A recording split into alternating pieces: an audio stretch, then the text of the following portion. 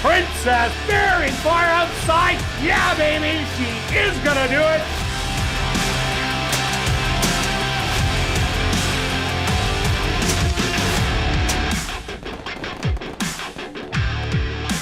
And welcome everybody to ASD Live, brought to you by Manitoba Liquor and Lotteries.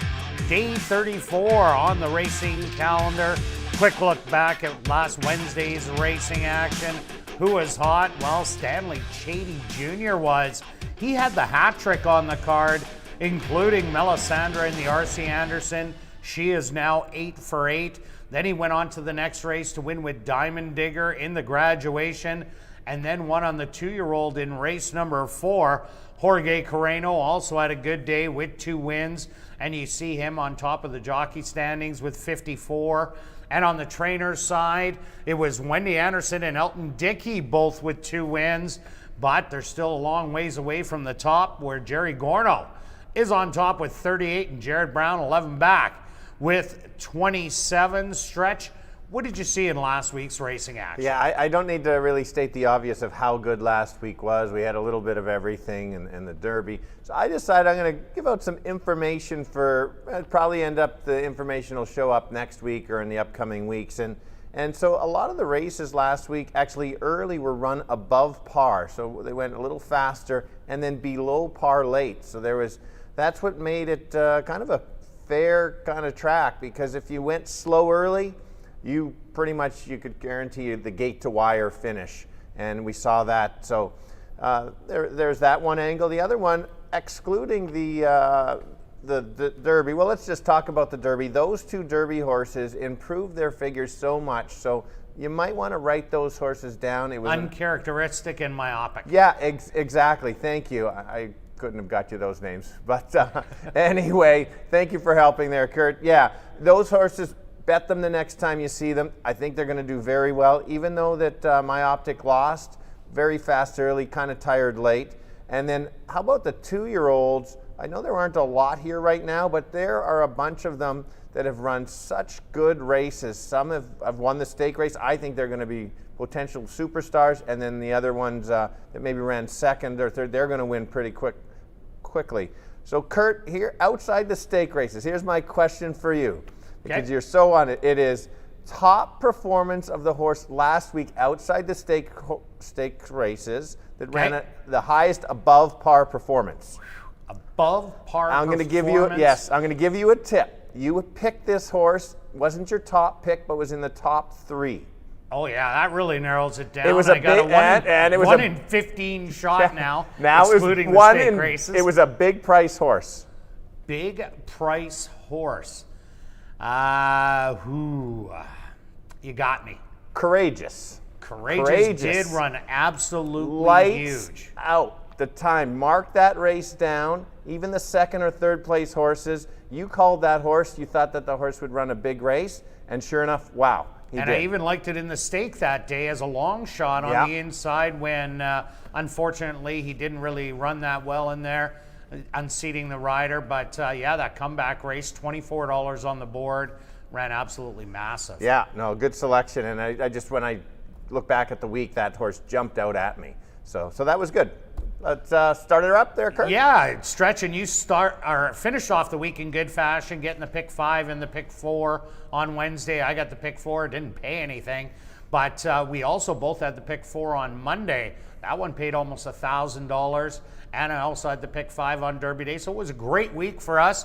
Let's keep it going this week, and we're going to kick things off with the Distaff trial for Manitoba bred fillies and mares, 3-year-olds and up. They're going to go 7.5 furlongs. The return of Hidden Grace. Stretch, what do you like? Yes, good way to kick it off. First race of the week. She is going to be a big favorite, but sometimes, like I said last week, it's just great to watch the horse. Great to see that we get to see her out at our track for at least a start. She does. I've looked at it, and she doesn't have to have the lead. It's all about what the others want to do. If she wants to stalk just off and kind of then take over, or if the others say, you know what, you're the best, we'll just let you go and maybe try to make a run at you late. She is the former queen at ASD. Like I said, there's no value. You're going to have to find other ways to make some money, but there are many ways. The horse I chose for second, that's a little different than you, Kirt, is the 4. If you look back last year, this horse basically chased her around the track and ran a nice race. Tried a little bit of a run late, but she's just so good. And so I kind of see the same way, being it that way. And my third choice, in case there is a bit of a duel, maybe the 4, maybe the 2 go out, sets it up for the 1. I like your selection in second spot. I could have moved it. I'm just went the way I did. This horse has been running so well. I've jumped on the bandwagon because I wasn't a fan before. I am now. She needs to improve to move up for first or second. But 5-4-1, Kirt. Yeah, I'm with you on number 5, Hidden Grace. You see the trainer says Tim Rycroft. He trained it in Alberta before arriving here. Lise Pruitt is the trainer now.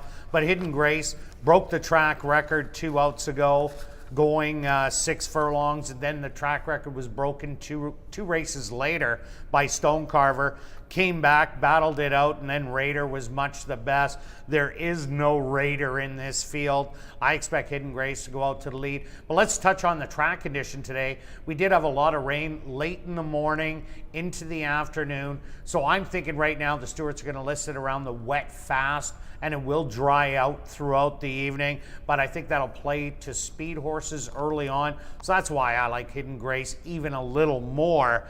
I like Sweet Design for second because I think Persistent has been off for 6 weeks coming in and now has to go 7.5 furlongs. Devin Gittins has done very well now as a trainer in his second year, but these are going to be tough. And if Persistent goes to the front with Hidden Grace, she just won't stick around in the end with that extra time off. So that's why I took Sweet Design as a rallier for second, and I put Dazzling Gold to run third. Ran a huge race last time out. Sweet Design needed everything to go by. I think she's just getting better. So that's why I took 5, 1, and 2. Now we're going to carry on to race number 2, an allowance optional $15,000 claimer for filly 3-year-olds. They're going to go 6 furlongs. Stretch, what do you got in here? Okay, I find it a tricky filly allowance field, as you mentioned there. I'm trying to figure out exactly if there's going to be a pace battle or who might go. I've decided that I think, based on the last 2 races, that the 5 is going to go to the lead. Big early effort, I thought, 2 back. And then last time against Older showed some nice speed early. And then you get Antonio up, that kind of adds to why I like this horse even more. The figures for me on paper, the last bunch of races, especially 2 and 3 back, makes this horse a winner. I don't think there's any value. There is one little negative. This horse has been off for almost a month and not with a workout. It is hard to find maybe this kind of condition, but I've got 5 as my top selection. It's a little bit of a guess for me after, but more I looked at it, I landed on the improving horse, and that's the 2. I think this horse is sitting on a top effort. The best part is this horse has lost to many of them in this race already, which is great because I think I'm going to get some really good value. I think the horse is, like I said, going to improve.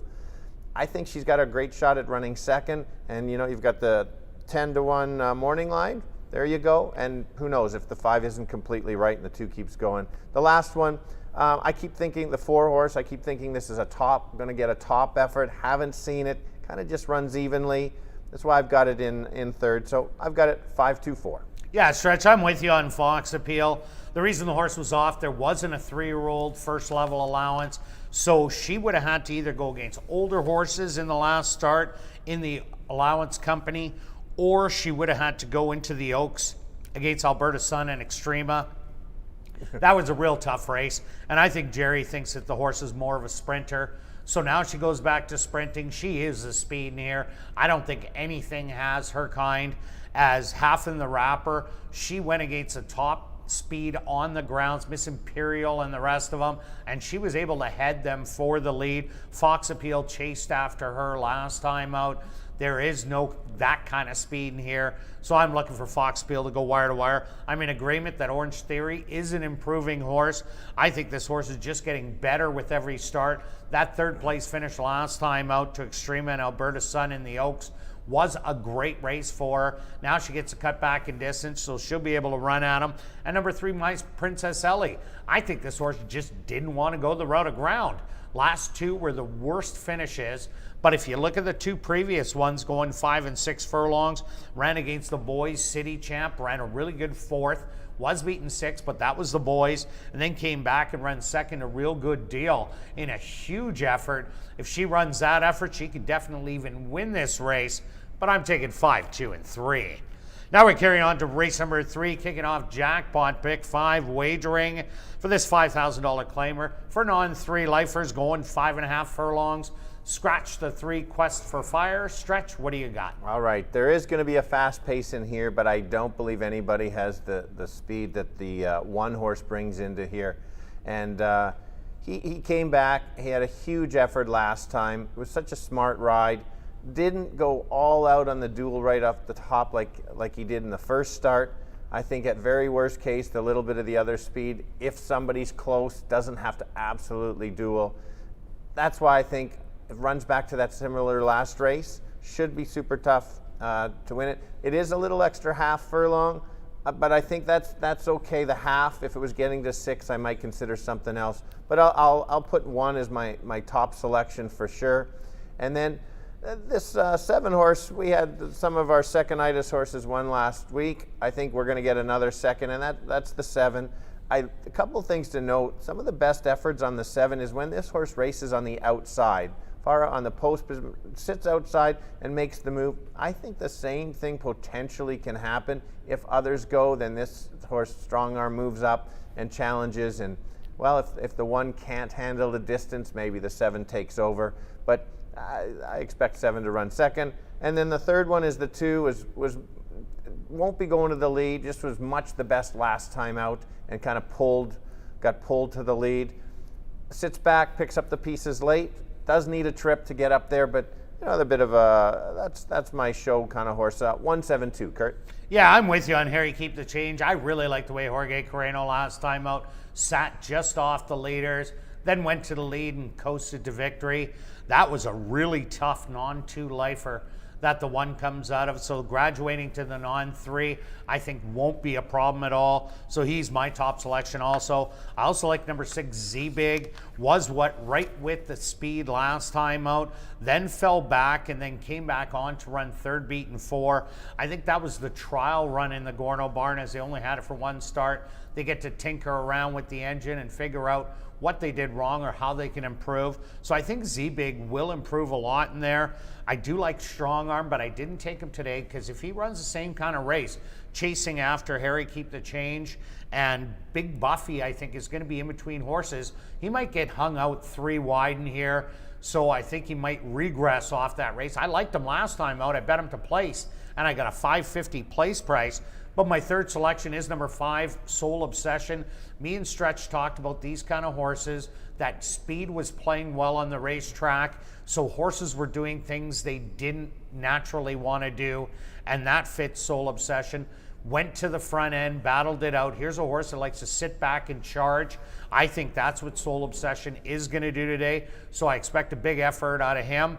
He might even be a great long shot to throw into your pick 5 sequence, because if he does get it done in the first leg, a lot of tickets will get bumped out. So I'm taking 1, 6, and 5. Now we're going to carry on to race number 4, kicking off $25,000 guaranteed pick 4 wagering with a $5,000 claimer for Manitoba, Saskatchewan, North and South Dakota bred maidens. They're going to go 7.5 furlongs. Stretch, what do you got? Right, so we've got most of the maidens in here trying 2 turns for the first time. There's only a couple that have tried it, so it's a bit of a guess on what to expect if they can handle the 2 turns. But I actually like a horse quite a bit for this level, relatively speaking. And the good thing is I haven't backed the 4 before in previous races because I always thought there was some other speed.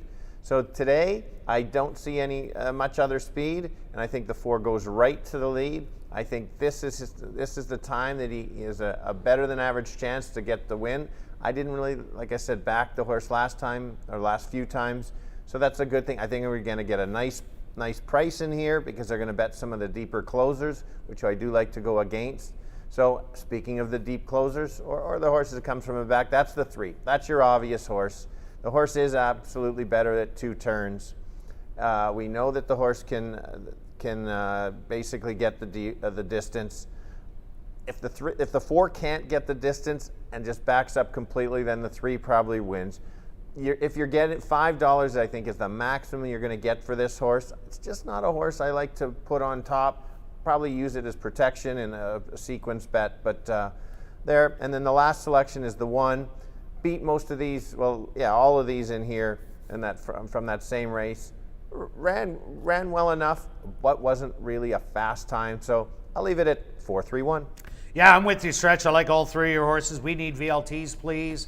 The speed of the race, and seen it many times at the lower ranks, say the maiden 5,000 as the season goes on, and the breed races. The horse that gets the lead kind of sucks the life out of the rest of them, and I think that's what's going to happen in here.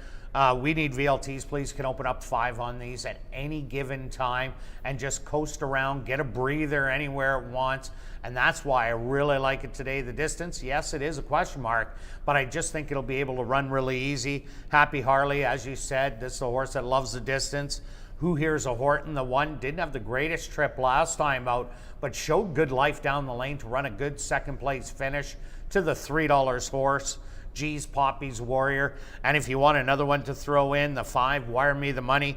Yes, it is affiliate going against the boys, but she ran a really good race after dropping down from the $10,000 level against Crown Royal and G's Poppy's Warrior in against the girls, and she didn't get beat by much in there. I think she has tactical speed, so she might be sitting close enough to We Need VLTs, please, to get a piece of it, but I'm taking 4, 3, and 1. Now we're going to carry on to race number 5, a $5,000 claimer for Manitoba, Saskatchewan, North and South Dakota breds that are non-2 lifers, again going 7.5 furlongs. Stretch, what do you got? Okay, we're seeing a similar situation here from last week. There was, I believe it was a maiden race. This is a non-2, but the one horse is dropping from an allowance field, running really well the first 2 starts, and now drops all the way down to for 5. I think this one is a slight difference than the one that lost the other day, and the reason why is there's a bunch of steady works coming in. There was not much time off. I think there's only 6 weeks left. The trainer's probably figuring out a plan. You've got to get starts in. This level, you're not at a high level allowance or a stake horse where you could run once a month. You know, the owners and trainers certainly want to get some more starts. So that's why I'm not too that concerned, because the drop, you've got to win races and maybe you can win a couple more and going from there. The horse that's going to be a bit of a price, I think, is the 2 horse. I like this horse because I think potentially, if the 1 isn't completely right, but the 4 could bang heads with the 1, which would set it up for the 2 nicely. Needs the duel, isn't as kind of fast as the 1, but he's just an even type horse, and that's the kind of horse I need to beat potentially the 1 if there is a duel. And as I mentioned, 4 is my 3rd pick. Maybe woke up last time very, very fast early for this level. A little slow late, but who knows? The horse had some higher level in previous races. Maybe it clears today, goes gate to wire, or steals it, but I'm going to leave it at 1, 2, 4. Yeah, excuse me, I'm with you, Stretch. Not afraid. First time out, ran a good second to Impressive Sense. Impressive Sense won an allowance non-2 lifer and a stake race after that. Then beat Call the Cops and Crown Royal. Call the Cops won last week, maiden allowance. Crown Royal won at the restricted maiden 10. And then look at the last race. Percibility, Del Vecchio, McKegg. What's that? $200,000 in earnings between the 3 of those ones. This is in for breed non-2 in the same year that it did those good races early on. I think it's not afraid's race to lose and does draw the rail, an important draw. G's Poppy's Warrior has run really well, did get beat by Crown Royal, and Not Afraid did beat Crown Royal by almost 10 lengths when they met. So I like those 2. Throw in Henry's in Control and Private Edison. Both of those to be ralliers to get a piece of it. And maybe even number 6, Chippewa Kid, is another one to throw in. It has route experience under the belt, so that could prove very handy coming late down the lane. But I'm with Stretch with 1, 4, and 2. Now we're carrying on to race number 6, an allowance optional $20,000 claimer for the boys 3 and up. They're going to go 6 furlongs. What do you got, Stretch? Yeah, it's a great race. I think potentially with the right trip or just a horse that steps up, I think 4 or 5 in here can win it. But I am going to land on the 5 as my top selection. Finally, this horse doesn't have to face St. Louis Guy. And the important part is that, oh, maybe the horse is declining. Look closely. This horse does not like 2 turns. The worst races on this horse's card are 2 turns, so that doesn't bother me at all. Now gets in. I think this horse is going to be back where he belongs. He's just below the stakes. Well, I shouldn't even say that. I think he does belong in some stake races because he's always right there. I think the horse gets an absolute perfect trip. It's going to stalk relatively close. This horse I always like. I've watched him enough times. He makes a nice middle move on the turn, and I think that's going to be what happens here. He'll take over, and then the late closers will try to get him late. I don't think they do today, but that's how I see the race run. The next one is the 1. See how the rail plays out with the rain and everything. So a couple solid efforts on the 1 the last 2 times. Does need the pace to back up. So if Kirt's leaning toward maybe the pace does carry a little longer, this horse might be in a little bit of trouble. We'll see how the race goes. These are our picks before the track comes up. So that's the one. I think if the 5 regresses, the 1 is a top effort, maybe. And then the last one I'll mention is who also has been running here late, and that's the 3. I like when this horse stalks rather than goes to the lead. If the horse goes in the duel with the 4, I think you can throw both out. But so I've got it 5-1-3. Yeah, I'm all over number 5, Quincy Express here. Definitely with St. Louis Guy was in this race 1 to 9 all day long. Quincy, this is the easiest test of the year. I'm in agreement that the horse doesn't like to go 2 turns, gets to go 6 furlongs against the undergrads of the state company. I think Quincy wins at about 1-2. My second selection is Tapmaster. What a huge race last time out. On the turn, this horse got absolutely stopped if you watch the replay, and then still came back running and got the win. That showed a lot of heart for Tapmaster as it came out of the RJ Spears and did run a good race against St. Louis guys. So I'm putting him as second best. And then I'm putting Tucker Time, the 2 horse, as third best, because this horse also comes out of that same race as Tapmaster, only made its second start of the year. Third start off the layoff is the charm, and with the improvement that happened last time, I think he'll go forward even more. So I'm 5-3-2. Now we're going to carry on to race number 7, a $2,500 claimer for 3-year-olds and up that are non-winners of the year, going 7.5 furlongs. Stretch, what do you have? Well, nothing like a bottom level claimer to finish off the night. Yeah, for sure. Make it interesting. It is interesting, but I think there's 3 horses in here that I think are running better, and I think you can trust them a little bit more. There's some horses that are kind of off form, so I don't know if there's going to be super craziness in this last one. I'm going to start with the 3. This horse, I would say, surprised me a little bit last time out. I knew the horse had the back class and solid figures from a couple years ago. I thought this horse might need one. Nope, this horse was absolutely much the best. And I think there's room for this horse to even improve. There was a bit of trouble on the turn, and this horse got through and took over. Figures are right there. The next one, I'll go to the 2 horse, another horse that is running all right. I think the horse needed to make that drop. Ran against a couple really nice horses for a slightly higher level, relatively speaking. On when I say they're horses, they're just competitive at this level. And so I think if any of the top 2 would win for fun in this level. So that's why I've got him on the second. And the third pick, I totally understand why Kirt's got him there. I'll just mention a couple things and he can add to it. Obviously running really well. Get good at the distance, and now with the off track, 4 out of 5 in the money. I made note of that just in case the track is like it is. So I've got 3-2-7. Yeah, Stretch, 4 out of 5 in the money, 7 out of 9 in the money, top 3 here at the Downs. And if you're looking around for speed in this race, you're not seeing a lot of it. But Tally was a horse that used to bang it out on the front end and be solid here, as the horse has made over almost $14,000 with only 1 win. Last time out, ran such a great race against GoCro. Looked like GoCro was the winner inside the 16th pole. This horse dug in and kept coming and ended up winning that photo. So I think Tally just goes right out to the front with Nairo and Austin, drags him around there and goes wire to wire. And Gavin, I agree with you. He got stopped twice in the turn in his debut and still won that race convincingly. I expect him to get better, and the 2 Big Egypt. If you're looking for a late rallyer, that's what's going to round out your try. So I'm 7-2-3. Good luck with all your selections this evening, and I'll be right back with the changes on this evening's Carter Racing.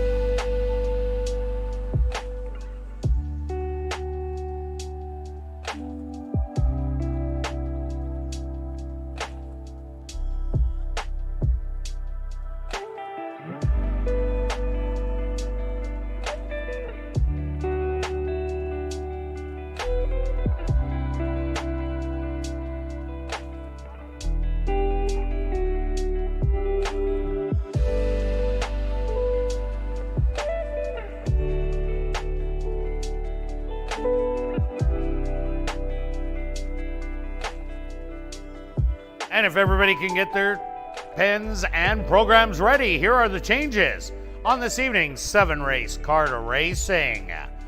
Turning your programs to race number 1, our featured race on the card, the Distaff Trial. Number 1, Sweet Design.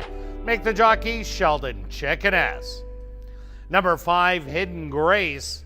The trainer should read Lise Pruitt.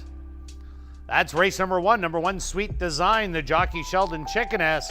And number 5, Hidden Grace, the trainer Lise Pruitt. Now turning your programs to race number 2.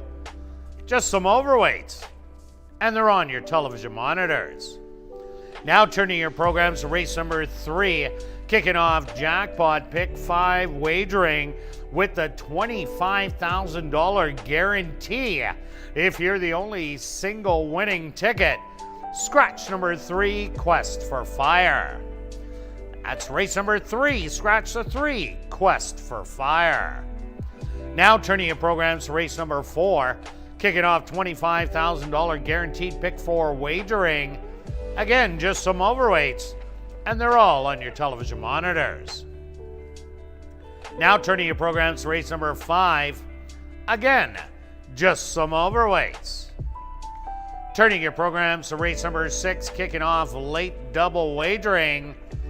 Only one overweight, and again, on your TV monitors. Now turning your programs to race number 7, our Jackpot High 5 race of the evening. One overweight. That Jackpot High 5 carryover will exceed $100,000 as the carryover is just under $96,000. Well, it is a nice day for racing. As I said, we did have some rain in the early morning and the afternoon. Right now, under mostly cloudy skies. What is that, Stretch? I don't know. He's at it. There's more cloud, it seems, and then those ears on the right side. Like, what is that? Is that like ears something? Anyway, I guess okay, it's I'm mostly not cloudy. sure, Stretch. We'll talk about that after. But the temperature is 20 degrees Celsius or 68 degrees Fahrenheit, and the stewards have listed the track as sloppy. A sloppy racetrack for this evening's 7-race card racing. We're going to kick it off right here in race number 1, the Distaff Trial that goes to post in 16 minutes.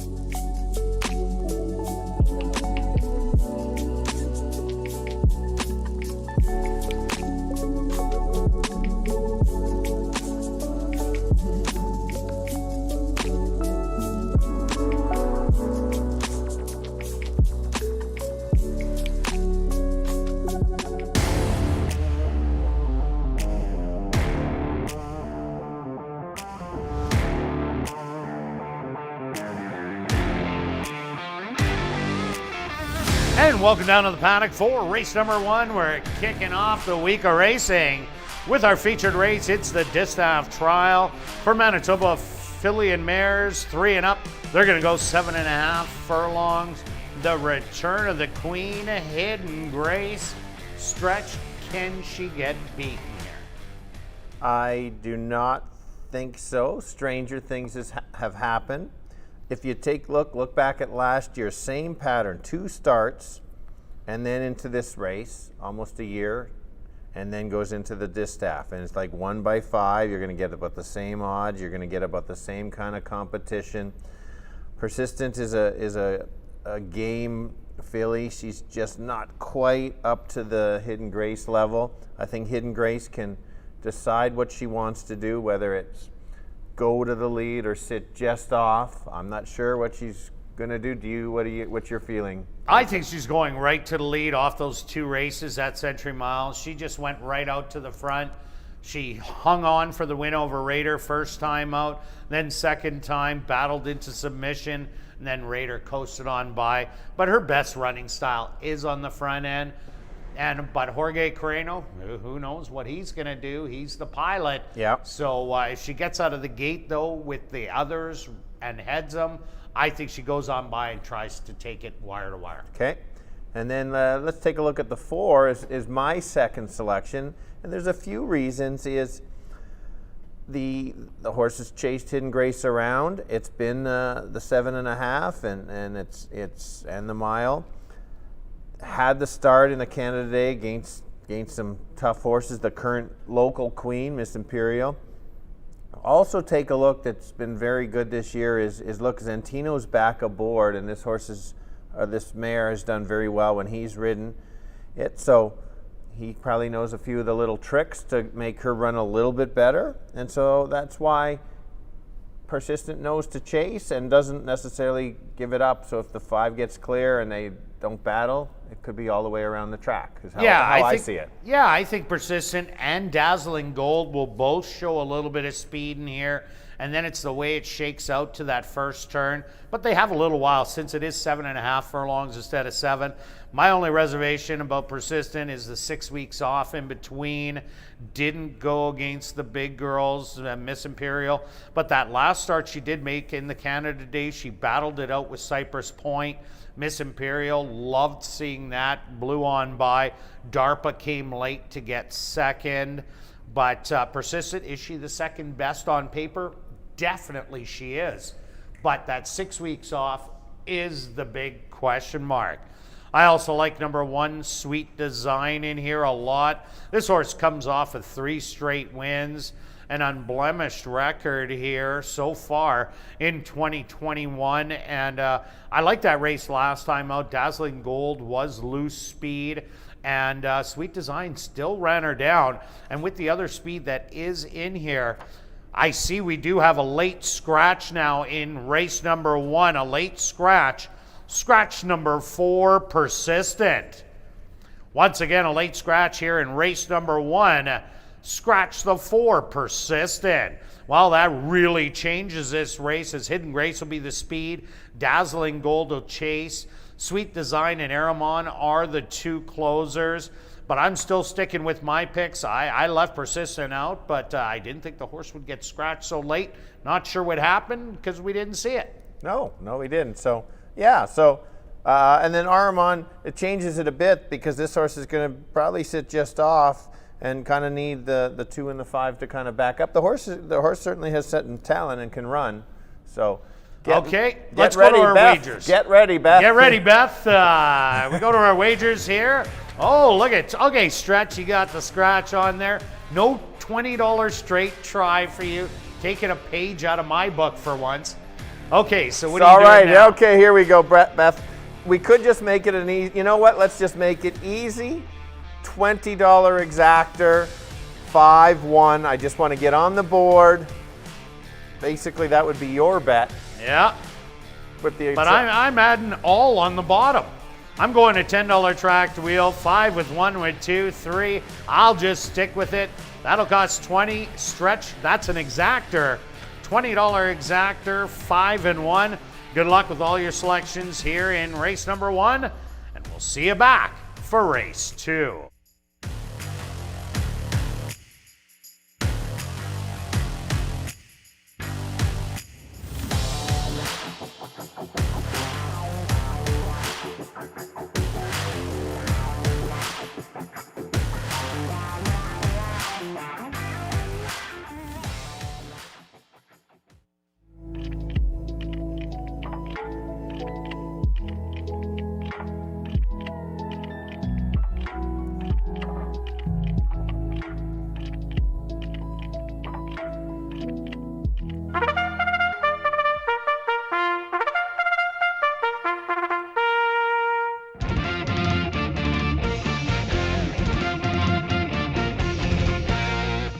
Assiniboia Downs is proud to present our featured event here in race number 1.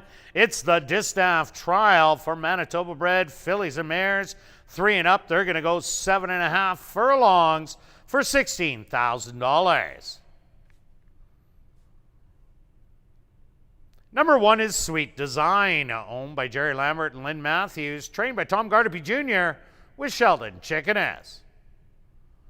Number 2 is Dazzling Gold, owned by Starfield Stable, trained by Tiffany Husbands with Richard Mangley. Number 3 is Aramon, owned by Dr. Ross and Brendan McKeag, trained by Carl Anderson with Stanley Chady Jr. Number 4, Persistent, was a late scratched. Number 5 is Hidden Grace, owned by Barry Arneson, Cam Ziprick, and Charles Fouliard, trained by Lise Pruitt with Jorge Carreño. The Distaff Trial here in race number 1. They go to post in 7 minutes.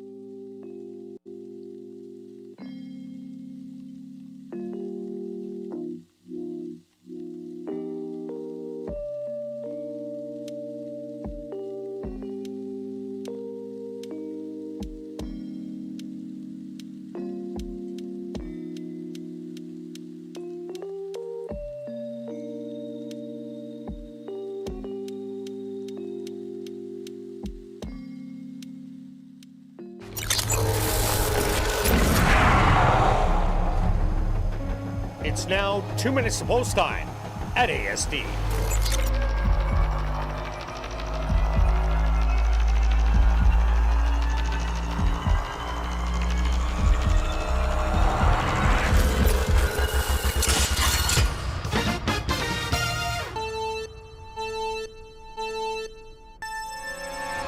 Well, we've got Manitoba fillies and mares going around 2 turns. Unfortunately, we had a late scratch because of what happened in the paddock. The horse got a little excited, so changes the race completely. And that's got the 5 is absolute controlling speed. That horse should go right to the lead. The 2 is probably going to chase, but the 1 for me is a solid second choice. I can't see it be other than 5 and 1 because the 1 beat the 2 last time with no pace. Now there's pace. 5-1 for me, Kirt. Yeah, Stretch, Hidden Grace, 1-9 on the board. Yeah, I really think she's coming back to make her presence felt. So she goes to the front and goes all the way. And I'm with you, the 1 Sweet Design should run a big race, but Dazzling Gold ran so good last time out. There could be improvement out of her today. So if you think the speed is going to go all the way around, it just might be a 5-2 exactor. Good luck here in race 1.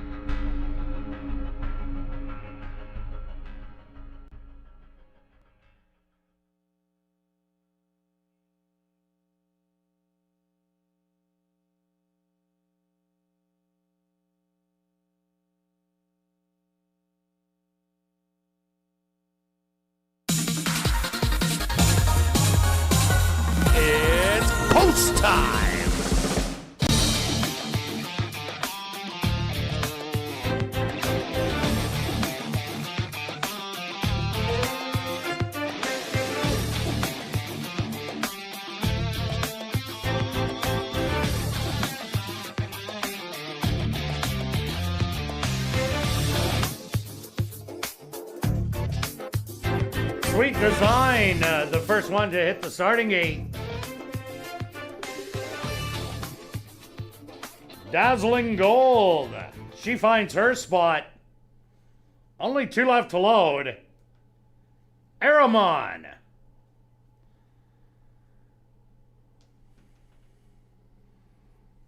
Now just waiting on the 1 to 9 choice. That's Hidden Grace. They're all set. They're at the post.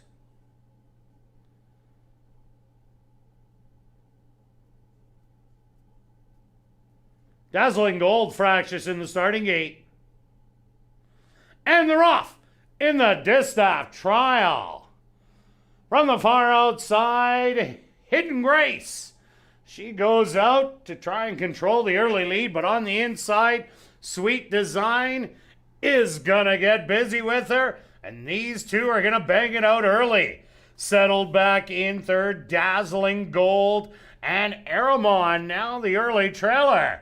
About 5 off the lead. 25-1 the opening quarter, and Sweet Design with the lead by a half a length. Hidden Grace right on her flank on the outside, now pokes a nose in front. Dazzling Gold watching the action. A length off in third, and Aramon starting to creep a little closer. There's only 4 off of it, but now Hidden Grace takes over as they sped up the second quarter to 24-3 for a 49-4 half. And it's Hidden Grace by a length. Sweet Design in an all-out drive on the inside. Dazzling Gold back to third, and Aramon is starting to reel them all in as they hit the head of the lane. It's Hidden Grace up by 3. Sweet Design, she's going to try and stay with her, but she's widening her margin. Hidden Grace, the queen, is back, and she's going to win it by 5. Second best will go to Sweet Design, third to Dazzling Gold, and fourth to Aramon.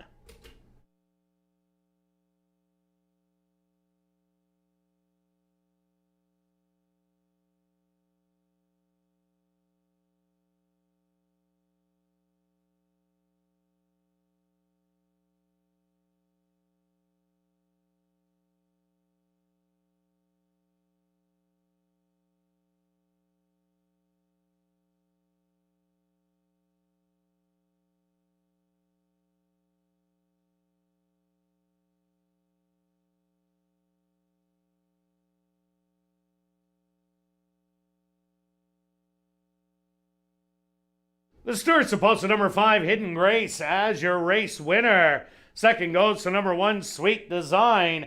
Third to number 2, Dazzling Gold. And fourth to number 3, Aramon. They went the opening quarter 25-1, the half 49-4. 6 furlongs, 114-4. Time for the 7.5 furlongs, 133-2.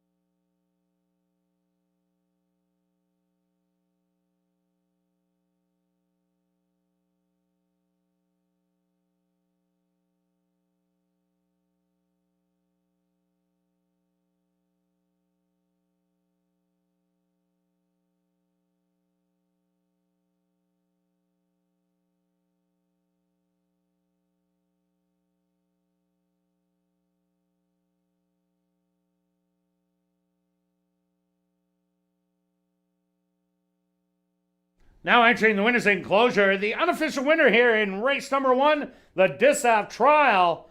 The winner number 5, Hidden Grace. Hidden Grace is a bay mare, 5 years old, by Going Commando. Under the mare High Pioneer by Pioneering. Owned by Barry Arneson, Cam Ziprick, and Charles Fouillard. Trained by Lise Pruitt. and ridden to victory by Jorge Carreño. Time for the 7.5 furlongs, 1:33-2. Number 5, Hidden Grace, was proudly bred right here in Manitoba by her owners, Cam Ziprick, Charles Fouillard, and Barry Arneson. Race 1 is official in the upcoming second race. There are no changes. Kicking off another pick 3 here in race number 2.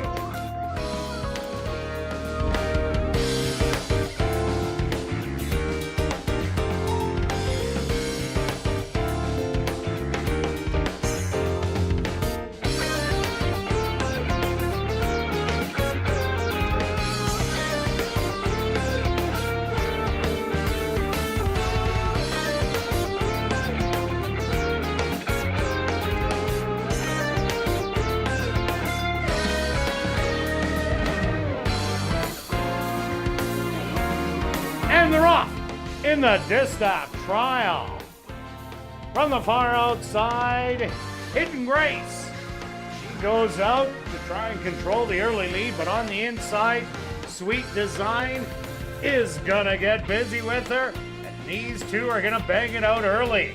Settled back in third, Dazzling Gold and Aramon, now the early trailer. About 5 off the lead. 25-1 the opening quarter, and Sweet Design with the lead by a half a length. Hidden Grace right on her flank on the outside, now pokes a nose in front. Dazzling Gold watching the action. A length off in third, and Aramon starting to creep a little closer. It's only 4 off of it, but now Hidden Grace takes over as they sped up the second quarter to 24-3 for a 49-4 half. And it's Hidden Grace by a length. Sweet Design in an all-out drive on the inside. Dazzling Gold back to third, and Aramon is starting to reel them all in as they hit the head of the lane. It's Hidden Grace up by 3. Sweet Design, she's gonna try and stay with her, but she's widening her margin. Hidden Grace, the queen, is back, and she's gonna win it by 5. Second best, so go to Sweet Design. Third to Dazzling Gold, and fourth to Aramon.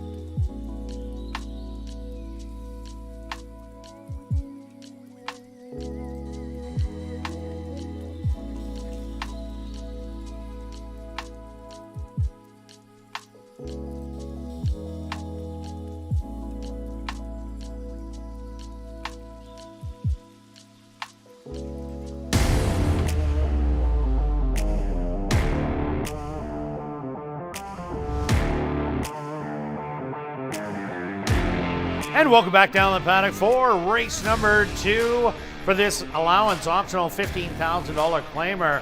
4 3-year-old fillies. They're going to go 6 furlongs. A special welcome to TVG and all their viewers joining us for this evening's card racing stretch. Well, no surprise, Hidden Grace getting it done rather easily.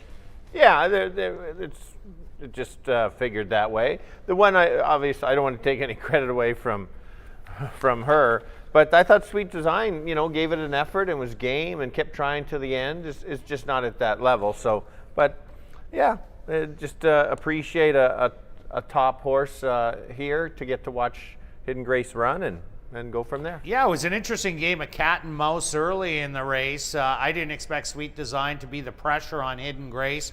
Thought it might have been Dazzling Gold, or Hidden Grace just goes out and opens up 5. But Sheldon Chickeness aboard Sweet Design, great ride for trying for the win and a good second place effort. Yep. Okay, here in the second race, 3-year-old fillies.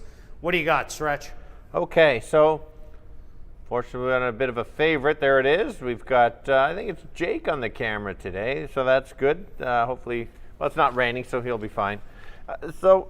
This is the horse that I'm talking about on ASD Live of showing speed. Those last 2 races are very impressive, especially, let's start with the horse that she lost to in the Jack Hardy. I thought that was her best race to date, even though the horse lost running against Extrema. Most definitely. That was great. Very, very game. And then it was a bit of an ask to move up to the older. There's some tough horses in there. And to be right there. So I looked at that. I had the figures solid. So you're right. I think the 5 is a slight change in running style, goes right to the lead. Antonio jumps aboard. If she runs either one of those last 2 races, like my figures are still solid on that 5th place finish, 6 beat and 3/4. So give me that race. She's a winner. Well, even look down in May and midway through June in the Sail de France and the Chantilly, back-to-back second place finishes to the undefeated Melisandre, who is now 8 for 8. Both of those were dynamite efforts, and I'm with you. I expect Fox Appeal to be the one to beat in here. For second, I like number 2, Orange Theory. This horse just seems to be improving with each and every start. Ran a good third last time out after chasing after Alberta's Sun and ended up running third in there. But I just thought that was a much better effort. Even the previous race against Plum Blue was a good one. Plum Blue went over to Century Mile, ran last night and beat up on him at 2.5 to 1. So Orange Theory has been running against some real good ones. Has lost to Fire on Command early on, but I think we'll turn the tables in here. I agree with you that this was my big comment, as we both see the same thing, is the horse is improving. She's figured out how to become a bit of a racehorse, and absolutely the cutback. I'm surprised on everybody seeing the same thing we are at 2 to 1. Yeah. I thought we had caught maybe a bit of a price horse to at least help out the exactor in there. The other one, I'll go to Fire on Command as my 3rd selection, and I've talked about her on most times she's raced, just thinking that she's going to run an improving effort.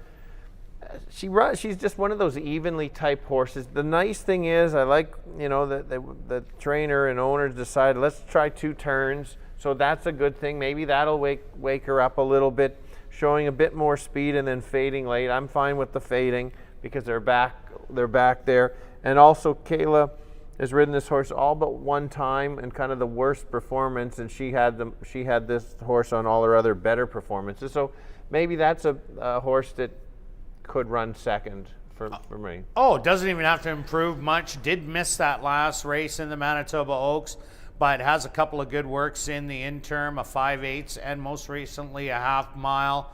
But another horse that I do like in here, also at 5 to 1, number 3, My Princess Ellie.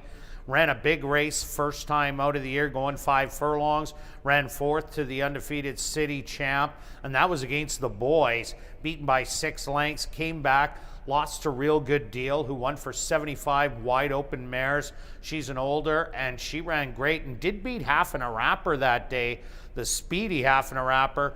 And then the last 2 times went 7.5 and a mile, even though she did have all those good mile races on her form previous to that. It's her sprint races that were the best. She gets to sprint again. I'm expecting better things today. Yeah, I mentioned that it's kind of a guess for me after the 5 and who's going to be where.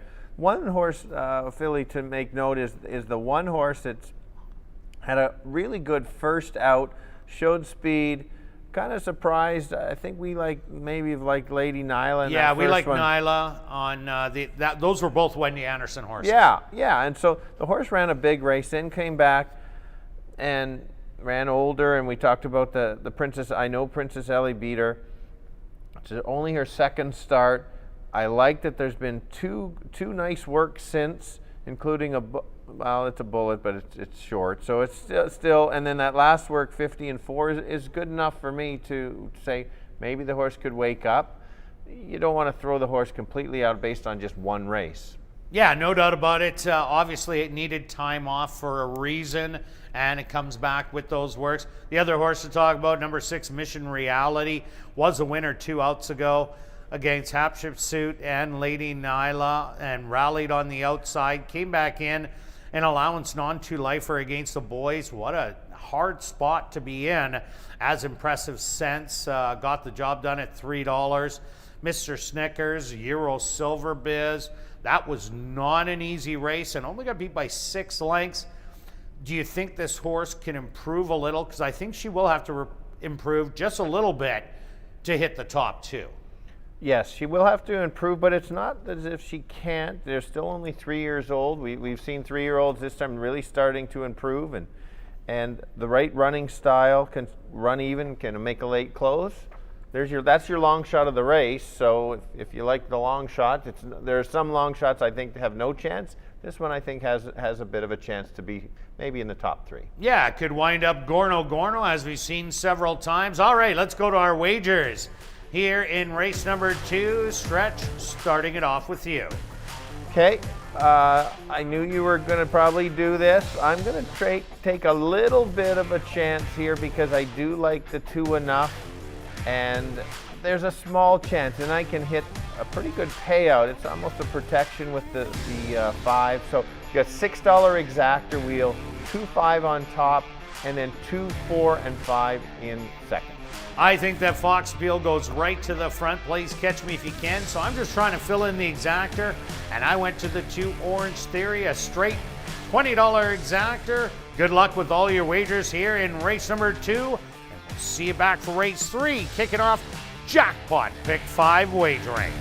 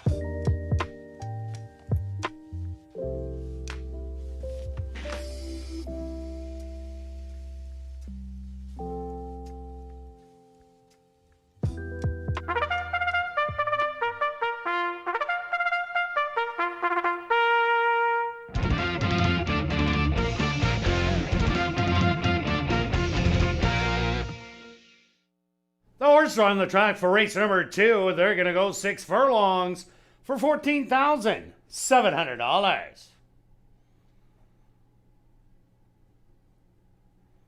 Number 1 is Outclassed You, owned by Bill Michael and Wind Answer Stable, trained by Winnie Anderson with Jorge Carreño. Number 2 is Orange Theory, owned by Shelley Brown, Scott Anderson, and Harvey Warner, trained by Shelley Brown with Rafael Zentino Jr. Number 3 is My Princess Ellie, owned by Arneson Farms, trained by Lise Pruitt with Stanley Chady Jr. Number 4, that's Fire on Command, owned by Shelley Brown and Steve Holborn, trained by Shelley Brown with Caleb Pizarro. Number 5 is Fox Appeal, owned by Henry Wood Jr., trained by Jerry Gorno with Antonio Whitehall. Rounding out the field is number 6, Mission Reality, owned by Henry Wood Jr., trained by Jerry Gorno with Sheldon Chickeness. Post time for race number 2, 4 minutes away.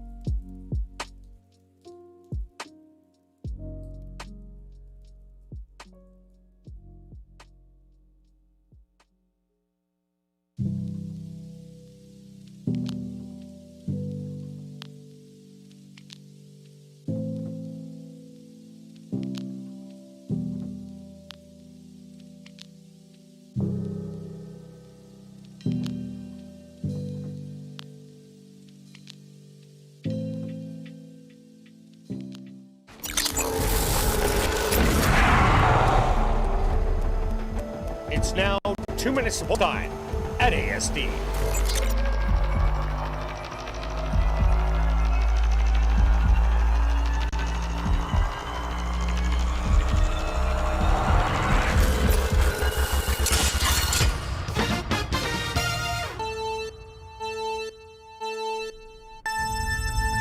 All right, this time the fillies are going only 6 furlongs and it's a 1 turn.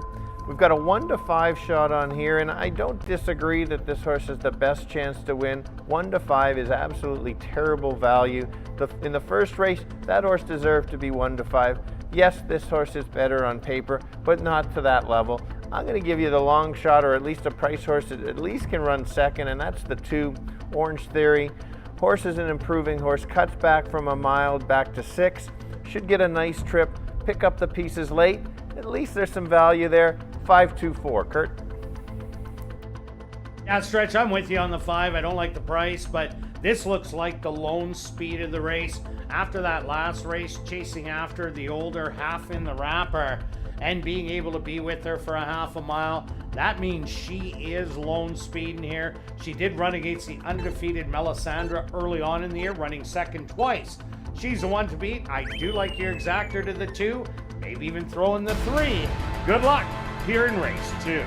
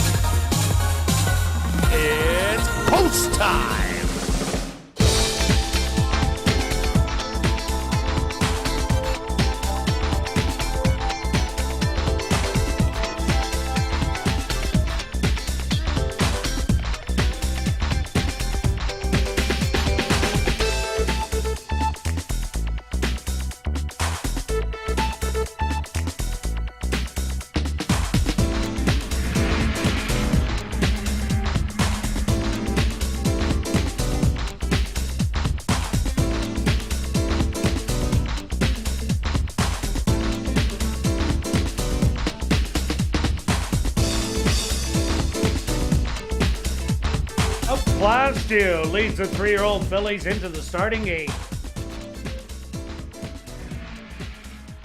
Orange Theory now finds her spot.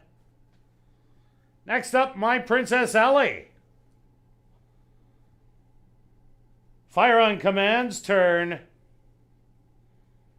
Very quick load, 2 left to go. Fox Appeal, the current 4-5 choice. And now just waiting on Mission Reality on the outside. They're all set, they're at the post.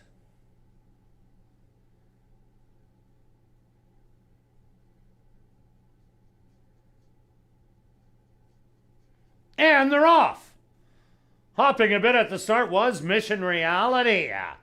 From the outside, Fox Appeal quickly goes out to get the early lead, but outclassed you on the rail.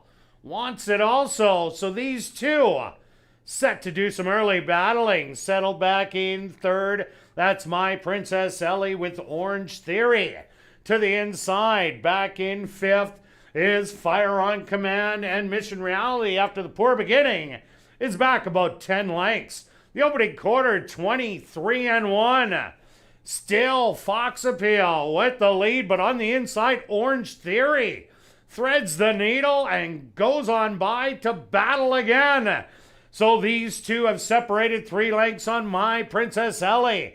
Then it's another length and a half back to Fire on Command. Then it's Outclass You and Mission Reality. They hit the head of the lane, and it's Orange Theory on the inside. Fox Appeal. These two nose and nose coming to the 16th pole. Fox Appeal not giving up, but either is Orange Theory. Here's the wire. Noses too close to call between Orange Theory and Fox Appeal. Third's going to go to Fire on Command, and fourth to Mission Reality.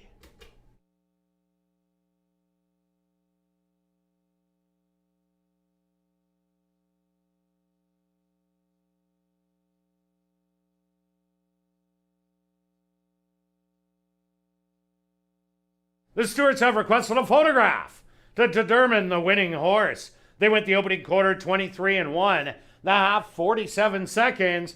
Time for the 6 furlongs, 113-1.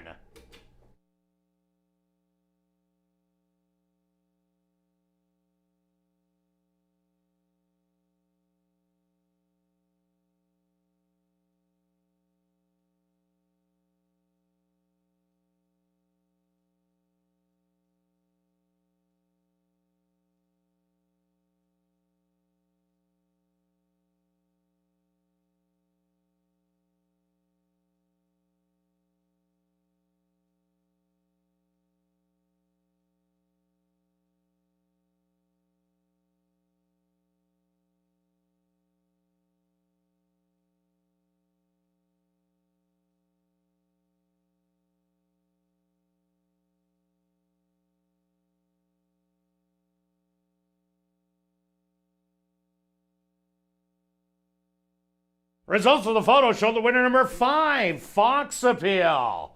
Second goes to number 2, Orange Theory. Third to number 4, Fire on Command. And fourth to number 6, Mission Reality.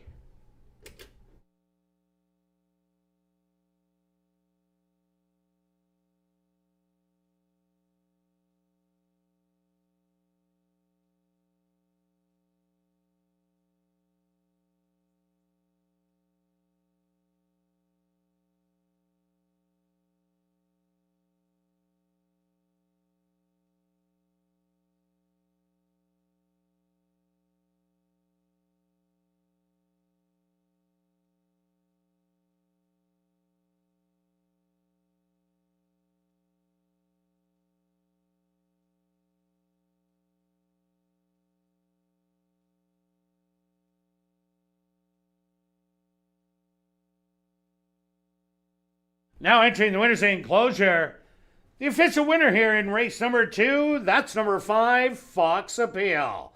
Fox Appeal is a Greyer Roan filly, 3 years old, by Cairo Prince, out of the mare Foxy Sarah, by Even the Score. Owned by Henry Witt Jr., trained by Jerry Gorno. and ridden to victory by Antonio Whitehall. Time for the 6 furlongs, 113 and 1.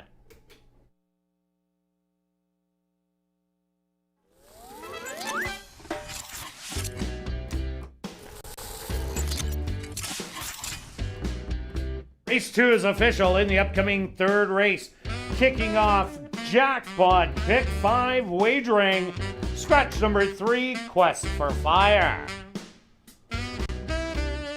That's here in race number 3. Scratch the 3, Quest for Fire. We will carry on with the rest of the changes in this evening's Pick 5. And there is no rider changes or scratches in race 4, 5, 6, or 7. Jackpot Pick 5 wagering, where if you're the only single ticket, you will get $250,000. They'll go to post in 18 minutes. Also, so these two set to do some early battling. Settled back in third. That's My Princess Ellie with Orange Theory. To the inside, back in fifth, is Fire on Command, and Mission Reality, after the poor beginning, is back about 10 lengths. The opening quarter, 23 and 1. Still Fox Appeal with the lead, but on the inside, Orange Theory threads the needle and goes on by to battle again. So these two have separated 3 lengths on My Princess Ellie. Then it's another length and a half back to Fire on Command. Then it's Outclass You and Mission Reality. They hit the head of the lane. And it's Orange Theory on the inside. Fox Appeal. These two nose and nose coming to the 16th pole. Fox Appeal not giving up, but either is Orange Theory. Here's the wire. Nose is too close to call between Orange Theory and Fox.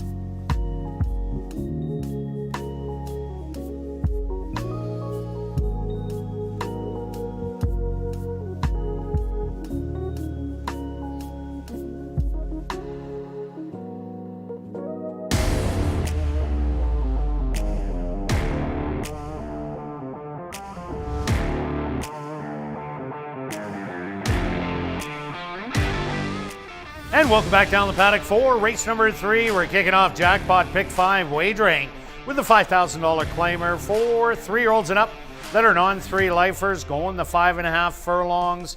Scratch number 3, Quest for Fire. Stretch, what a great finish last race. That was a great race. Very good. We mentioned that the 2 was sitting on an improving effort. Clearly was. Make note of how far they were ahead of the rest of the field. I really make note of that. When 2 horses pull away, you can expect those 2 horses probably a pretty good top effort next time out.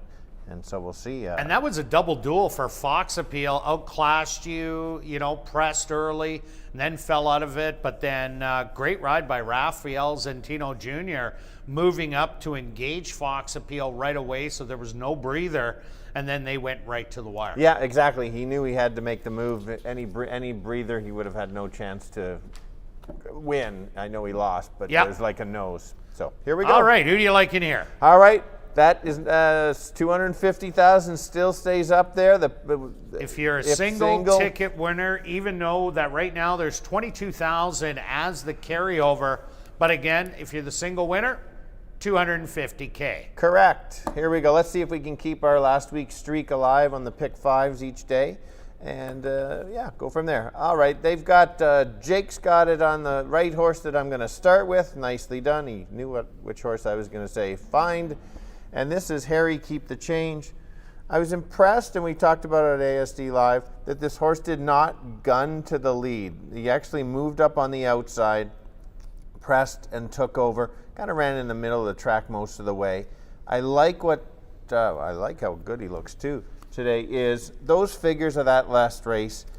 There really isn't anybody that can repeat that effort. Somebody would really have to jump up. They are going an extra half furlong. Did you see any tires? Did you think the horse was tiring in that last race? Or the one horse in definitely not. He looked like he was still going, and it kind of looked like to me that he would have got the 3/4 that day. He was just so much better. That's what I thought too, and maybe they figured it out. Now we have a new barn. It's now from Jared over to Jerry, so we'll see if Jerry's figured out exactly what Jared did to make this horse. We know this horse is the speed of the speed. We've talked about it over the course of the year, that race at Canterbury on the turf. There isn't a lot of speed. There's going to be chasing, but if Antonio gets any little bit of a breather, watch out. Yeah, there could be chasing speed. I agree. So Harry Keep the Change goes out, but if he doesn't want to go that fast, I think, yes, it's me, Johnny G, Big Buffy, and Strong Arm. Those 3 are going to be real close. They all have front-running styles. So I think that sets up for a horse sitting just a little bit off of it. And I went to number 6, Z-Big, a good win 2 outs ago when it did win at the 5-2, beating the big favorite Muskoka and Big Rocket Man. And then in the comeback race, ran against Strong Arm, was up close early, and then fell back and then made a late charge to be beaten by 4. So Z-Big had that little Z running style going on last time out, but this horse has not run a bad race all year long. I like horses like that. That's kind of like Strong Arm, but Strong Arm currently at 9-2, and you got 10-1 on Z-Big. Yes, and then take a look at the wet track record on the 6 too, so that even adds it a little bit more. The reason I did go to, I like your value more than the 7 for sure, but the reason I did go to Strong Arm to run second, very important second, is look at his best races. They're usually on the outside, and he moves up on the outside. You think that he might go to the lead. I think he's going to sit off in 3rd or 4th and make his kind of move and see if he can get there or run second. We know this horse has some talent. He just doesn't really want to go to that next level. So that is my second selection. You've got the 5. Talk about the 5, especially about how the change in running style, what happened last time. Well, last time out, Soul Obsession was on a track that was playing to speed. And so jockey Jorge Carreno, what did he do? He went to the front end. This horse doesn't usually go there. Yes, it did break the maiden early on, or last year in July, going wire to wire against a real easy field that day. But so far this year has been a stalker that's showing late run down the lane. So last time out, had to duke it out with Top of the Rock. And Top of the Rock was just much the best as it came out of a key race where a lot of horses did come back to win and run the best effort in there. But I don't expect Soul Obsession to go to the front in this race. It's going to be one that's going to be rallying off it. And with all the speed that is in here, but even behind Harry Keep the Change, that could really set up for a Soul Obsession. Jared Brown and Jorge Carreño, both of them on fire. Wouldn't surprise me at all at 5-1. Yeah, we know that, yeah, especially, like you said, a few back, he's been running very well. It makes sense why he did that last time, and it's certainly not even close to his running style. You thought, yes, it's Johnny G, something close to that. Went to is more speed. I thought this horse can sit just off. I didn't think he was, and I thought he was just much the best last time. I thought he could sit behind the duel, and that's why he was my third choice. Oh, for sure he can in here, but it all depends what the riders are going to do because the track is sloppy, so they're going to like their certain path on the track they're going to try and get to. But I know a lot of them, when it does get sloppy and muddy out there, you don't want to be sitting right in behind horses because you get all that mud kicked in your face, and you might have 5 pairs of goggles on, but you might go through them before you hit the head of the lane, and that's not something you'd like. Your eyes not covered and that mud hitting you and you're kind of riding blind. That's fair. That's fair. All right, pick 5 time. All right, let's go to our wagers here in race number 3. Okay, me and Stretch both going after the pick 5. Started off, Stretch. Okay, so I've decided I'm trying to get the pool. I'm taking a couple longer shots in some races. I didn't want to key any favorites. I've got 1, 2, 6, 7, agree with you there. Second leg, 3 and 4. I cut it back so I could spread it a little bit. 1 and 2, the 1's the speed, 2's the closer. 5 is the most obvious winner on the card. I agree with you, but I'm going to try to get that 250,000. So I've got 1, 4, 5 with 2, 3, 7. All right, I got 5 horses to start it off with 4, with 2, with a key, and that's Quincy Express, and 2, 3, 7 in the last. That'll cost you $24. Good luck with all your wagers here in race 3, and we'll see you back for race 4, kicking off $25,000 guaranteed pick 4 wagering.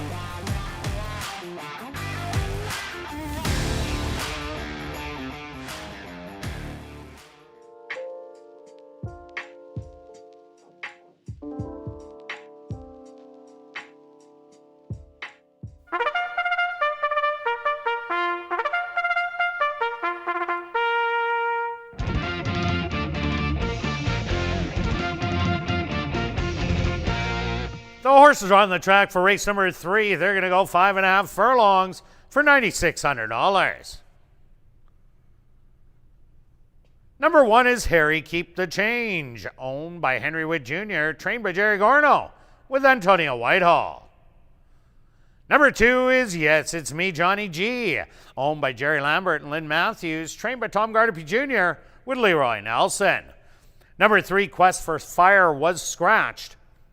Number 4 is Big Buffy, owned by Pink Cloud Racing, trained by Courtney Ross, with Neville Stevenson. The 5 is Soul Obsession, who paraded early, owned by Bonnie McCrory and Gary Danielson, trained by Jared Brown, with Jorge Carreño. Number 6 is Z-Big, owned by Henry Witt Jr., trained by Jerry Gorno, with Shamari Muir. Rounding out the field is number 7, Strong Arm, owned by Murray Duncan and the estate of Gerald B. Stewart, trained by Murray Duncan, with Stanley Chady Jr. Jackpot pick 5 wagering. Here in race number 3, they go to post in 4 minutes.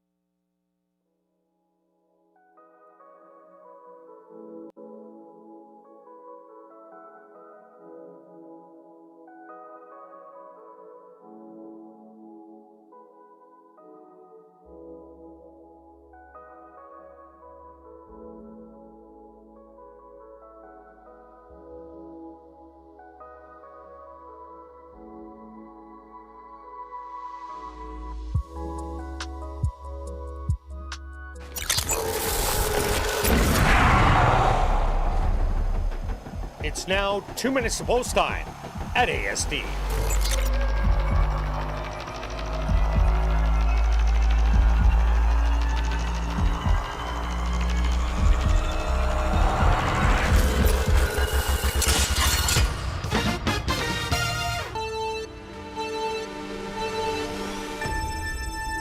All right, the boys going 5.5. There is a bunch of speed in here. I think the speed of the speed is the one, the favorite of the race. Looked great last time. Has the back class to repeat. Certainly can get the job done. If you're looking for potential longer shots, maybe the 6, but the 7 horse, if you need, I think the horse is going to go up in value in the next bit. I think he can run on the outside, make a late move, and get up for second to complete a small exactor of 1-7. Kirt?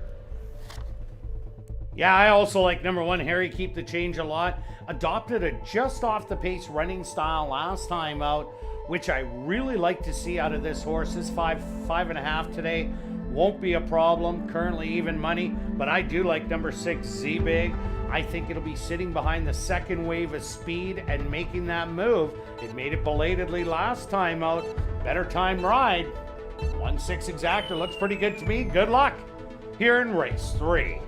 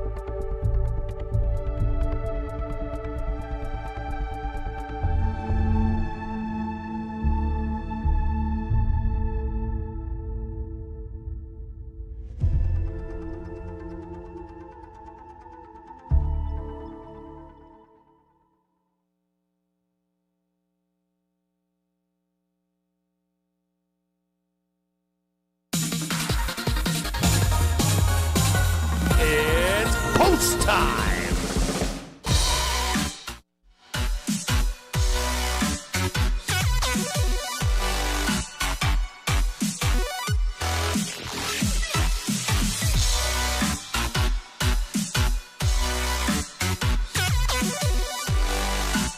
Harry Keep the Change, the current even money choice. The first to step in. Yes, it's me, Johnny G's turn. Big Buffy now walks in.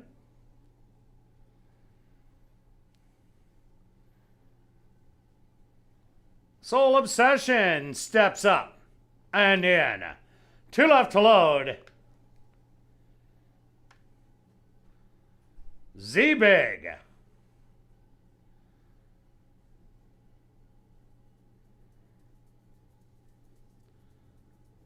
And now just waiting on Strong Arm, and they'll all be set.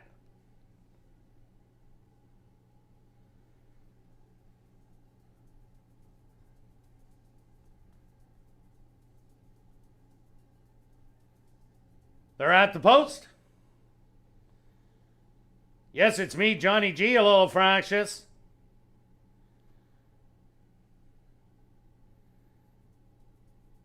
And they're off. From the inside, Harry Keep the Change quickly goes out and captures the early lead. Settling in behind, yes, it's me, Johnny G, with Soul Obsession. Third on the outside, another length back, Big Buffy. Another to Z-Big, and your early trailer will be Strong Arm. 22-4 the opening quarter, and they're flying along with Harry Keep the Change with that lead. Soul Obsession starting to get closer on the outside. Now rallying from 4th and 5th, Z-Big and Strong Arm. Yes, it's me, Johnny G, the trailer Big Buffy. They hit the head of the lane.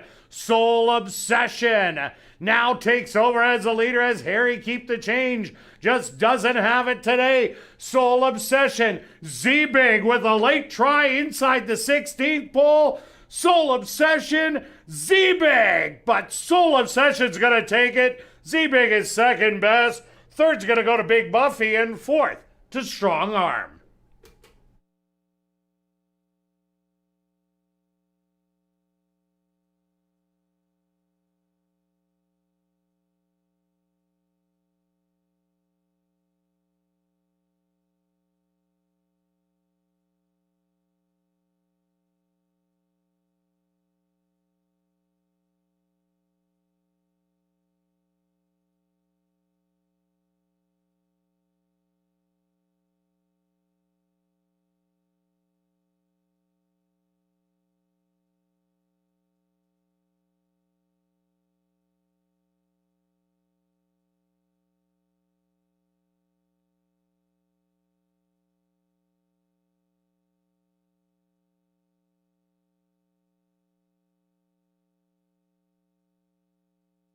Stewart's opposed to number 5, Soul Obsession, as your race winner. Second goes to number 6, Z-Big. Third to number 4, Big Buffy. And fourth to number 2, Yes, It's Me, Johnny G.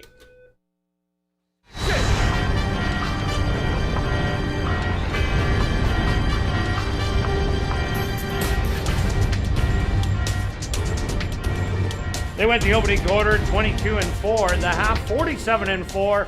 Time for the 5.5 furlongs, 107-2.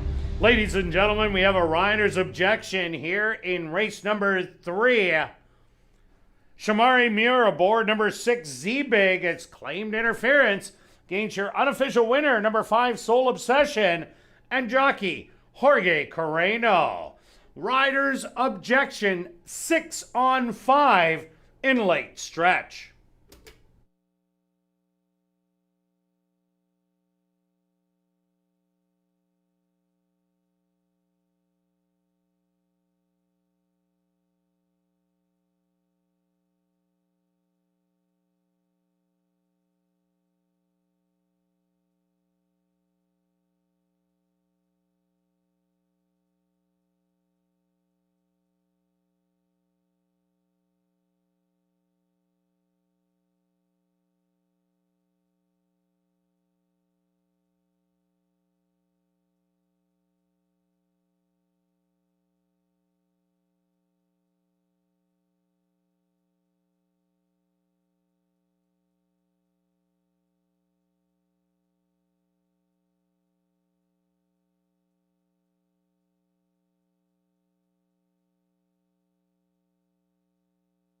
Now entering the winner's enclosure is the unofficial winner here in race number 3. That's number 5, Soul Obsession. Soul Obsession is a big gelding, 6 years old, by Elusive Warning, out of the mare Just Satisfaction by Little Tyler. Owned by Bonnie McCrory and Gary Danielson, trained by Jared Brown, and ridden to unofficial victory by Jorge Carreno. Time for the 5.5 furlongs, 107-2. Just a reminder, there is a rider's objection here in race number 3, 6-on-5 in late stretch.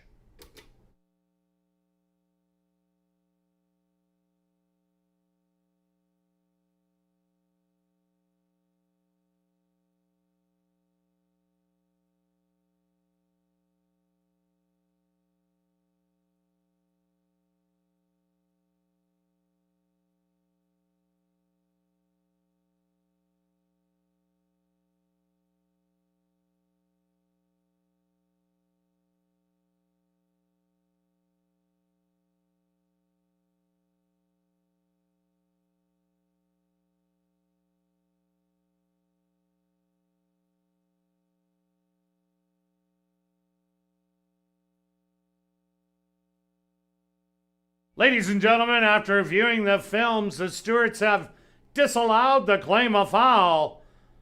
5, 6, 4, and 7 will become official.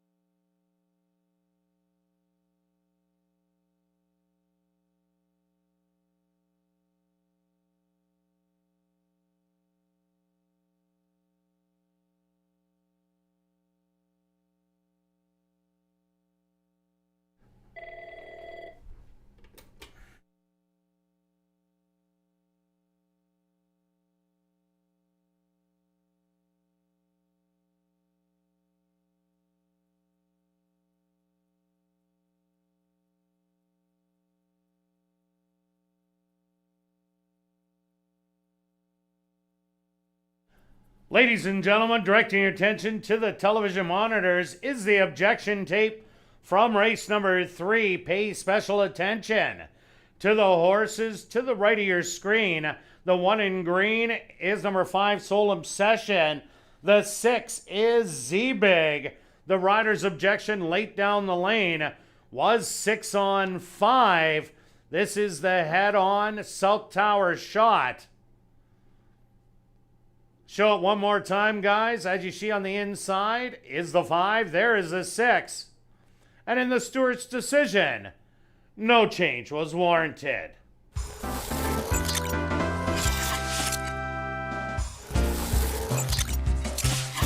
In the upcoming 4th race, kicking off $25,000 guaranteed pick 4 wagering, there are no changes. Carrying on with the rest of the changes in this evening's pick 4, there are no changes in race 5, 6, or 7. $25,000 guaranteed pick 4 wagering starts here in race number 4. They go to post in 18 minutes.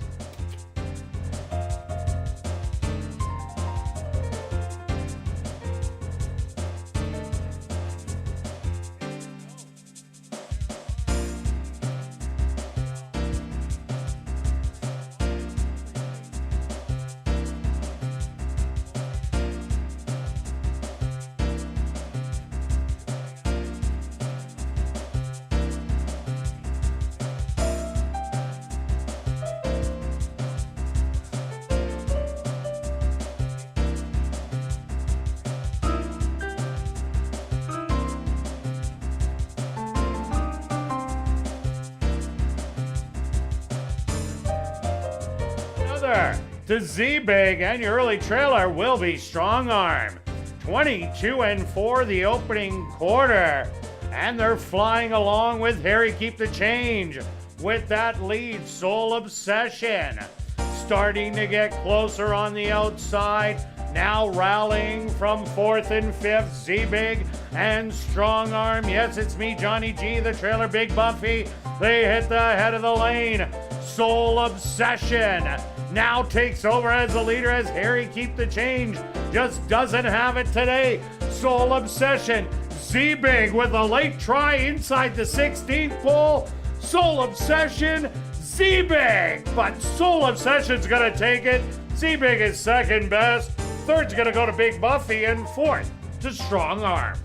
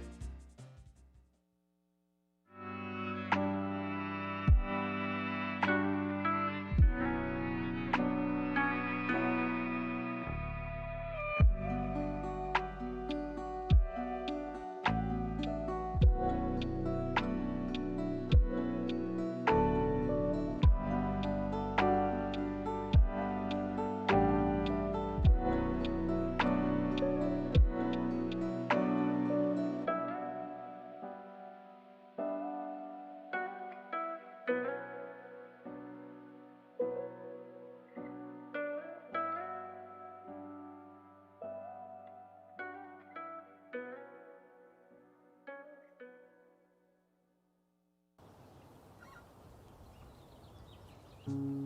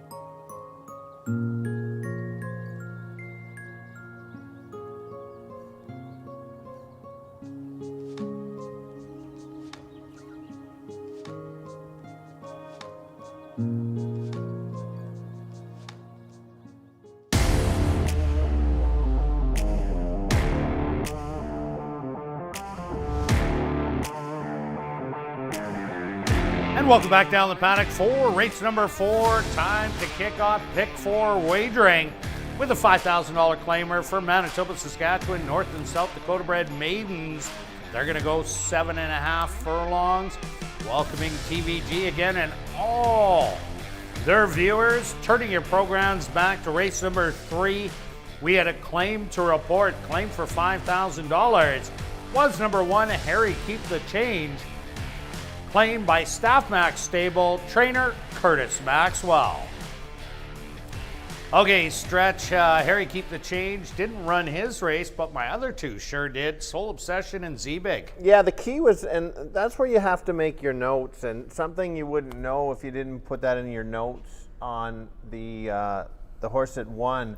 Remember, we talked about a speed holding track, and the horse had tried something different, and if you've heard over the season that I talk about trainers trying something, kind of set it up for the race, and that's kind of what happened last time. It was a speed holding track. He knew he couldn't close last time, showed it, and then today he was just even sharper. It's like, wow. Yeah, he got out of the gate. Jorge Carreno didn't have to push him to get there.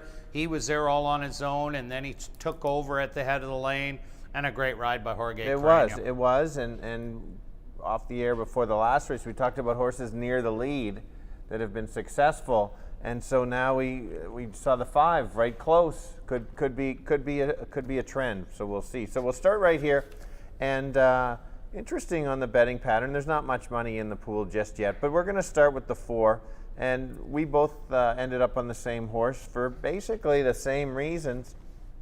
And this is a horse that I've been kind of playing against for the most part because I thought that there was other speed in here. Well, both Kirt and I like this angle. Now the horse is stretching out to 7.5. It is 2 turns. We're going to find out if the horse can carry the speed, but there is no other speed to push this horse. He might just get comfortable.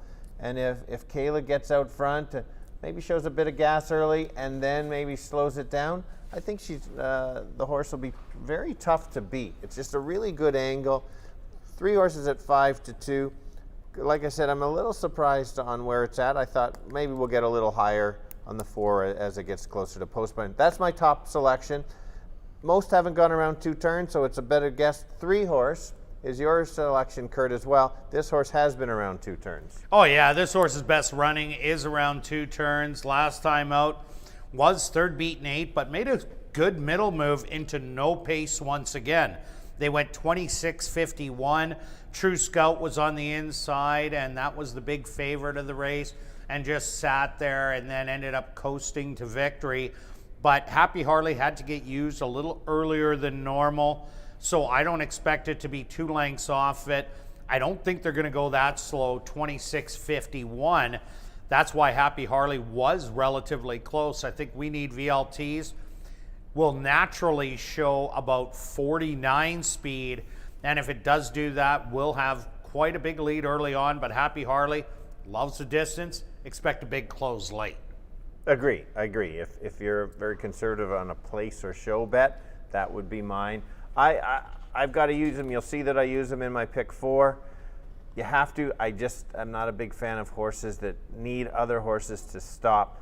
We happen to have the identical 3 horses, and that's 4, 3, and 1.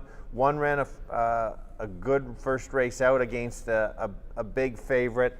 They weren't beating GS Poppy Warrior last time out, but this horse beat the rest. So you would think after the first start, this horse has to improve a little bit, and so that's why I've got it on my top 3, and you as well. Who else did you? Well, I really like that the horse didn't get the smoothest trip, and making its first out, going 6 furlongs, was able to beat the rest of them in there.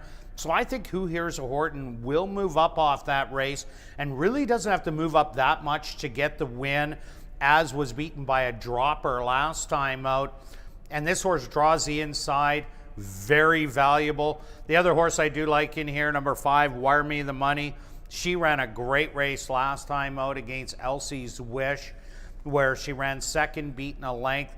Her previous start was against the boys, where Crown Royal went wire to wire, and G's Poppy's Warrior was the second place finisher. Yes, she's a girl going against the boys, but the running style she had last time out kind of fits this race really good. So she should be sitting second behind We Need VLTs. So I think she can get a really good trip. That's fair. Yeah. We're going to see how the track plays. This will be our 4th race. It's starting to rain a little bit more for those that are not here. So now you're going to have a little bit more water sitting on top of the track. All right, let's go to our wagers here in race number 4. Pick 4 time stretch started off. Okay. So I've got 1, 3, and 4, kind of a conservative, safe start, even though I do like the 4, but I'm concerned about getting the distance. Next race, this is where I potentially can get a bit of a payout. 1 and 2 in the second leg. I need a duel. The 1's going to be the big favorite. And then the next race, I've got 1, 4, and 5. 5 is most likely. Stay tuned for what I'm betting in the 6th race on individual bets, and then 2, 3, 7 in the last. All right, myself, I went with 1, 3, 4, 5 in here, and then I keyed Not Afraid, the big dropper. Then I keyed Quincy Express, the big dropper. Took 4 horses in the last, 2, 3, 6, and 7. That's a $16 ticket for $1, but I bet a $2 one, costing you $32. Good luck with all your selections here in race 4, and we'll see you back for race 5.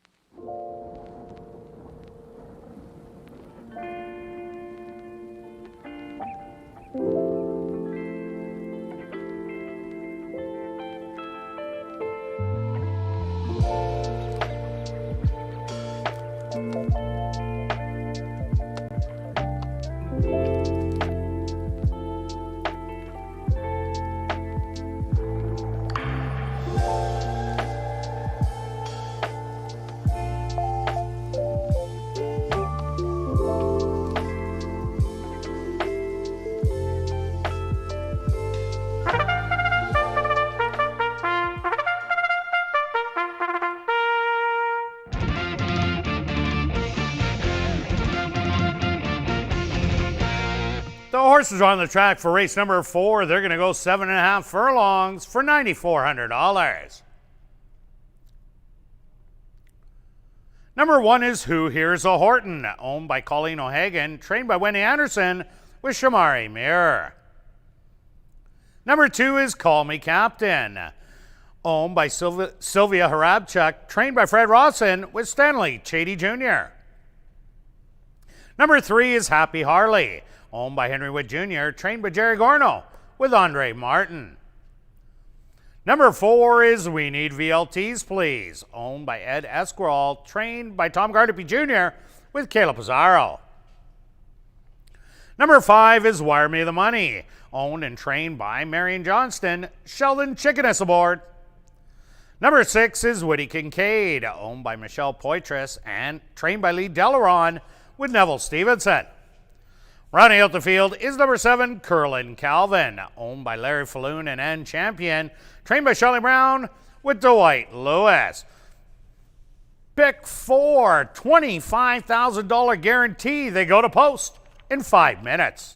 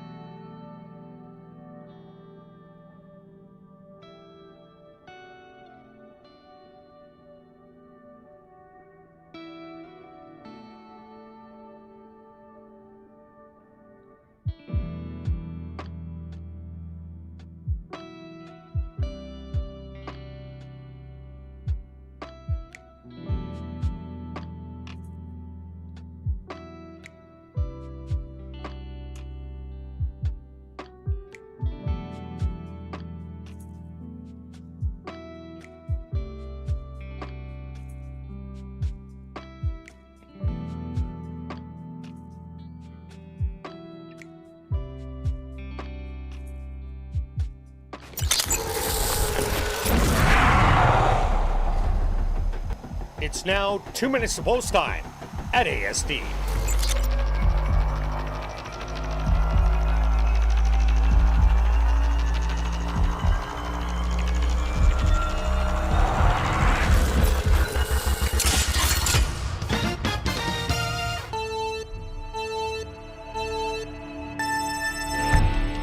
Maiden's going around 2 turns, 7.5 furlongs. I like a horse here, and it's not the favorite. We got 6-1 on the 4 horse. This horse is needed a less pace battle and is getting one. There's a bit of outside speed on the 7, but I think Kayla can handle a little bit of pressure, slow it down maybe in the back stretch and carry the speed. There isn't, other than that, much speed. The others are kind of deep closers. We haven't seen the deep closers get up. So that's why I've got it 3 in second. So for me, 4-3-1. Kirt? Yeah, Stretch, I'm with you on the 4 horse. Same reason. I think it's going to the front, playing catch me if you can. That race 2 outs ago was a really good one. Battled every step of the way and still stuck around for a second place finish. A couple other horses to look at. Number 1, Who Hears a Horton. Expect this horse to improve. And the filly, Wire Me the Money, the 5, ran huge last time out. Now going against the boys. The girls have won against boys several times at this level.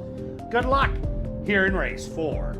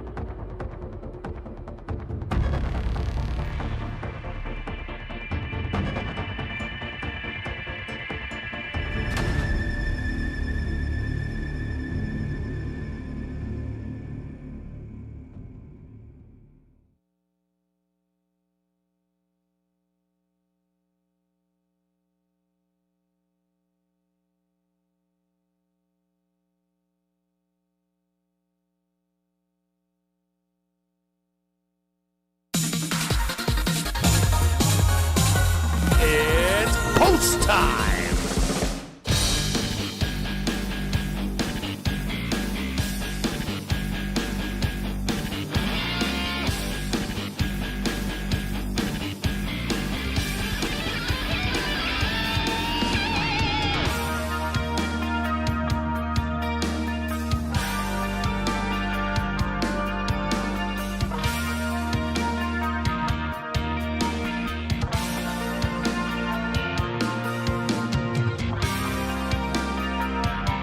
Woody Kincaid, the first to go into the starting gate. Next up, Who Here's a Horton?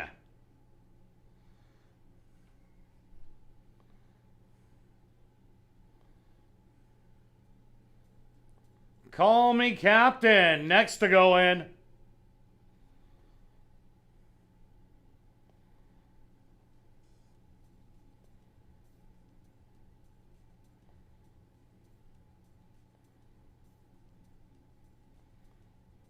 Current favorite at 7-5, Happy Harley. Walking in. We need VLTs, please. Also is in, 2 left to load. Wire me the money.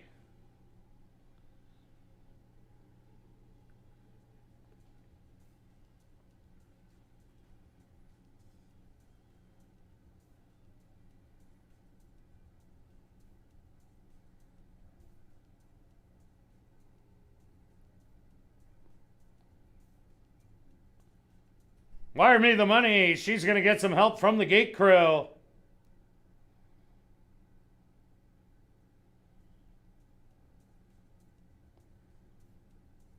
And now just waiting on Curlin Calvin.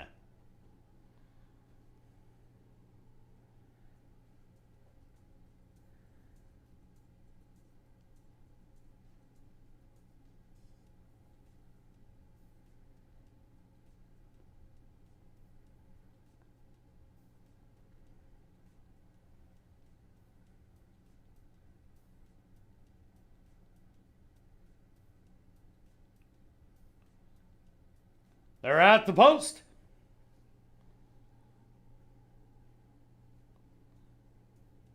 And they're off. From the middle of the track, we need VLTs, please. Shows some early speed on the outside, Curlin Calvin.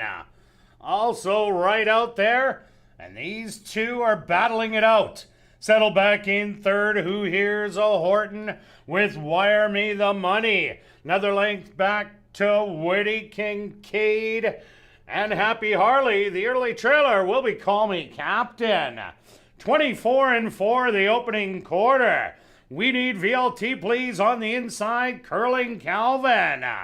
On the outside, another length and a half back to Who Here's a Horton, loving the early action. And Happy Harley has moved up a little bit closer in fourth. Then it's 3 more back to Wire Me the Money. Woody Kincaid and the trailer still Call Me Captain. The half 50-3. We need VLTs, please. Now puts the neck in front. Who Here's a Horton is begging for some room since the 3/8 pole and is still waiting.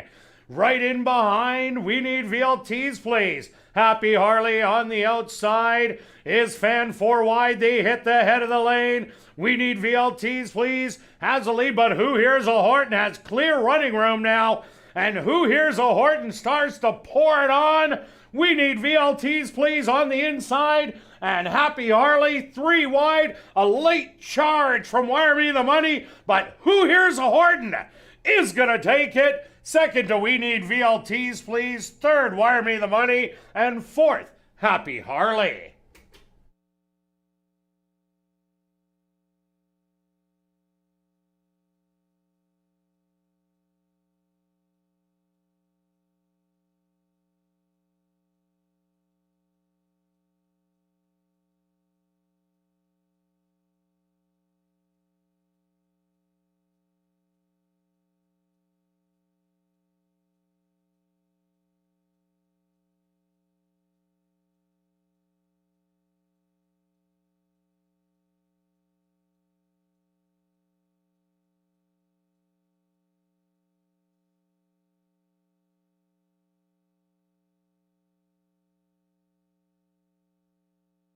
The stewards have posted number 1, Who Here's a Horton, as your race winner.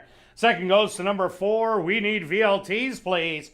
Third to number 5, Wire Me the Money. And fourth to number 3, Happy Harley. They went the opening quarter 24-4, the half 50-3. 6 furlongs, 119-2. Time for the 7.5 furlongs, 140-4.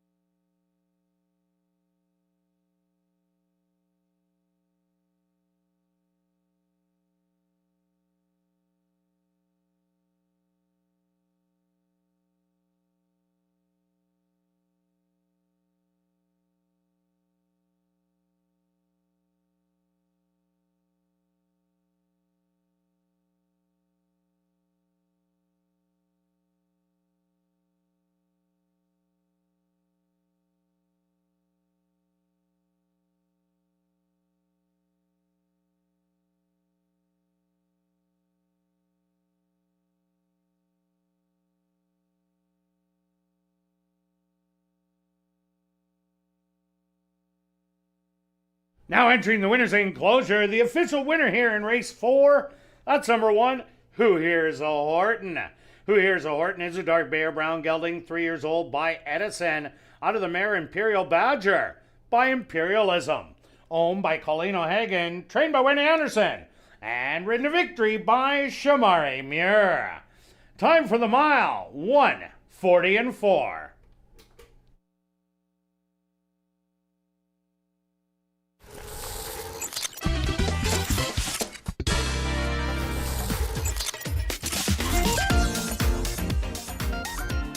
Race 4 is official in the upcoming 5th race.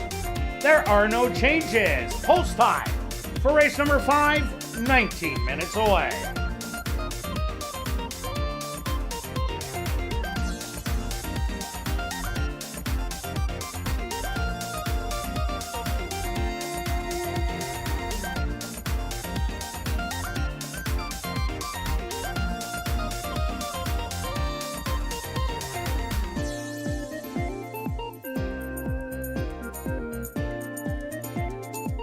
They're at the post.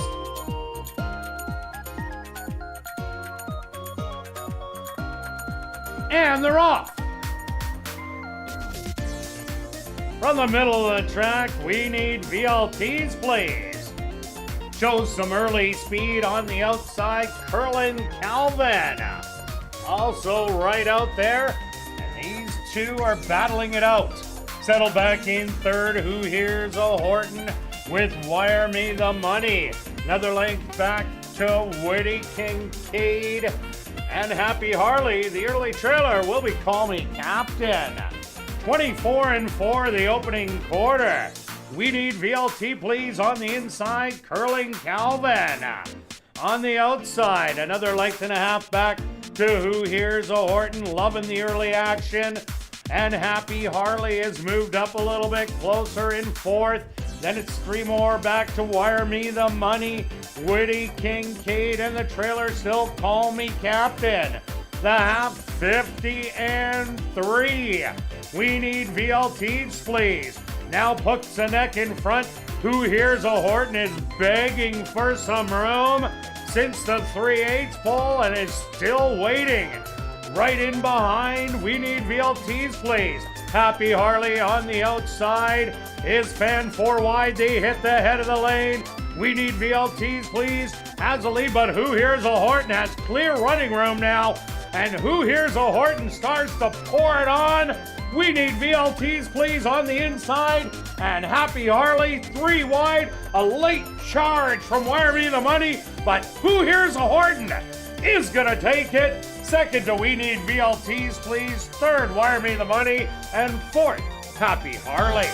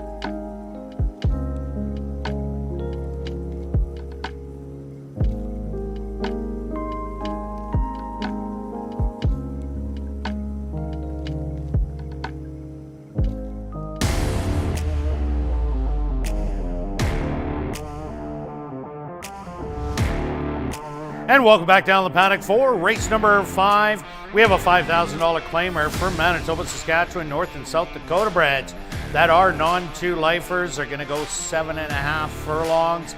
Welcoming TVG and all the viewers once again for the late pick 3 stretch.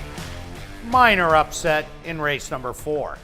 Minor. We had that. We talked about the horse, the improvement, getting the potential on the trip. So yeah, a minor upset in regards to the odds.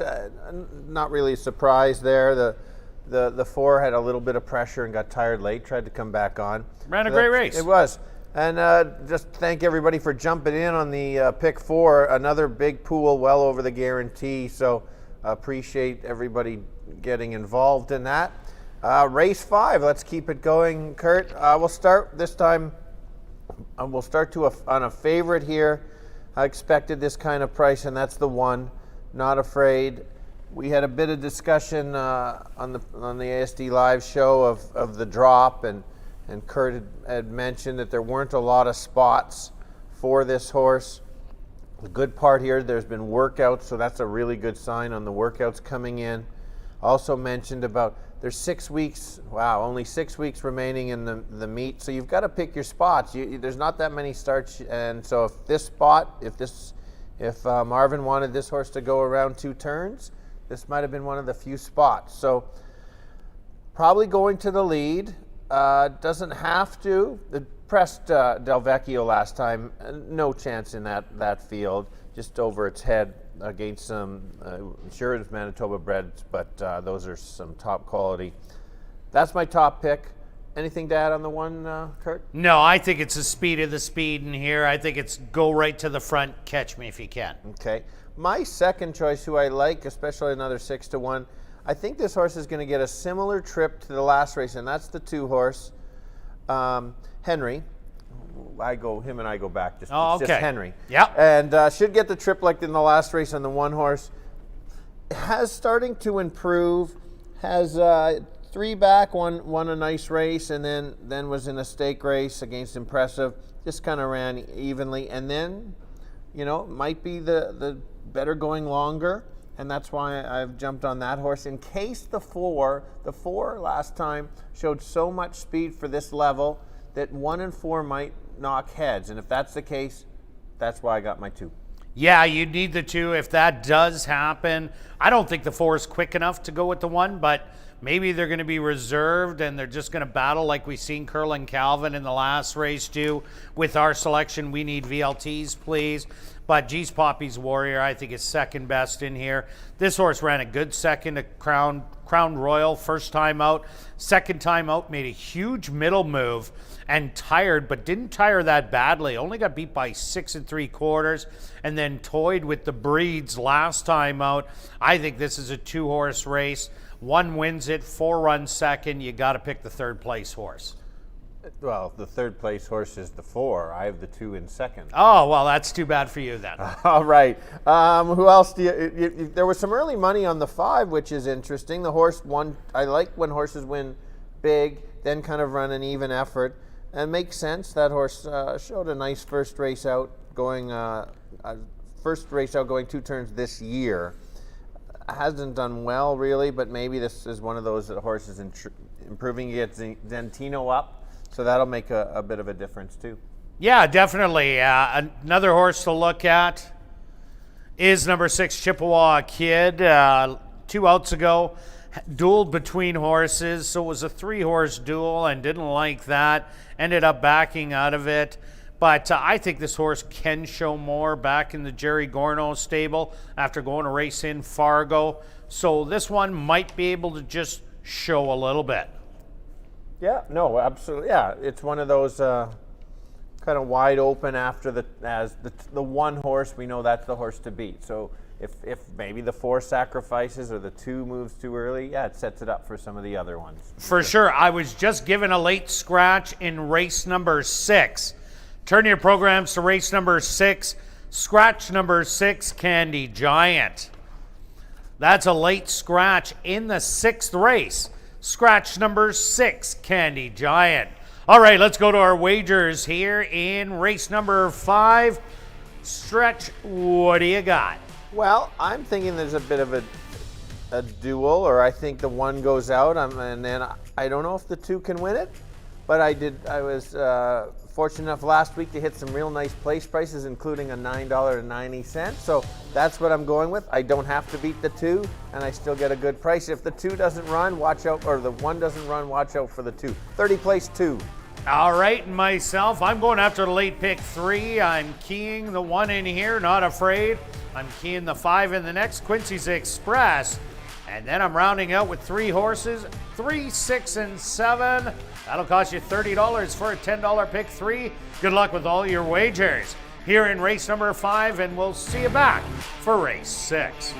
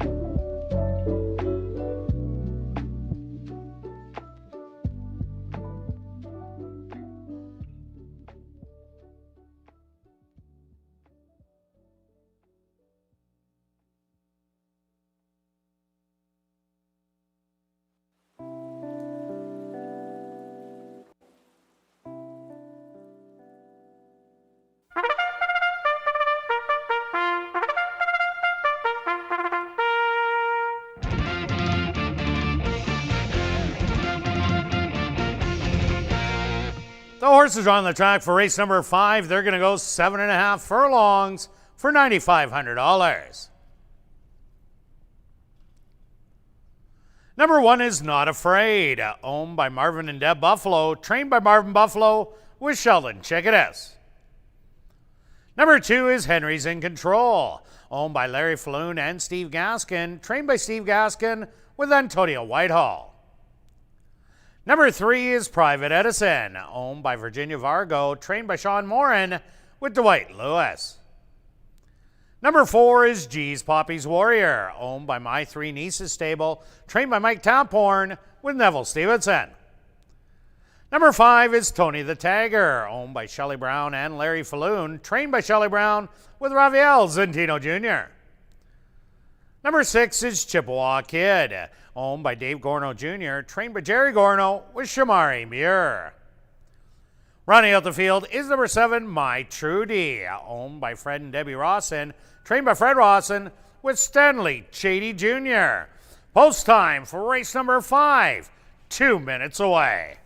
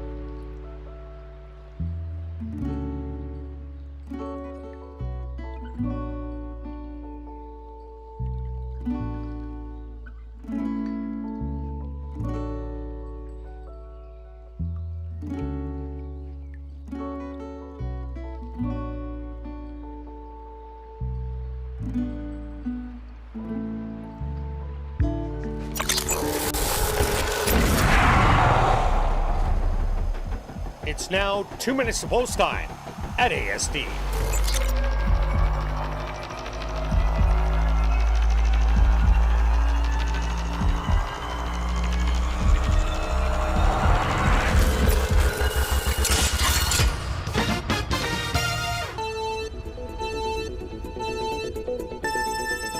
All right, another 2-turn race going 7.5. We know that the rail is a good spot to be, especially on this type of race. That is the speed and the horse to beat. Will be the big favorite. If you think the horse can carry the speed and you're not worried about the drop, that's your horse. If you think the 4 can push the 1 a little bit, then 2 might be your horse. I think potentially that the 4 will be chasing and maybe pressing the 1 at least a little bit to soften the horse up, and that might set it up for my 2 at 6-1. At least get into the exactor. That's why I've got it 1, 2, 4. Kurt? Yeah, stretch myself. I see the 1 clearing in here, going right to the lead. The 4 sitting right behind. I just see them running around the track together. I think they're both much better than everything else in this field, but Not Afraid's drop in class is absolutely huge. So I got it right down to 1-4. Good luck here in race 5.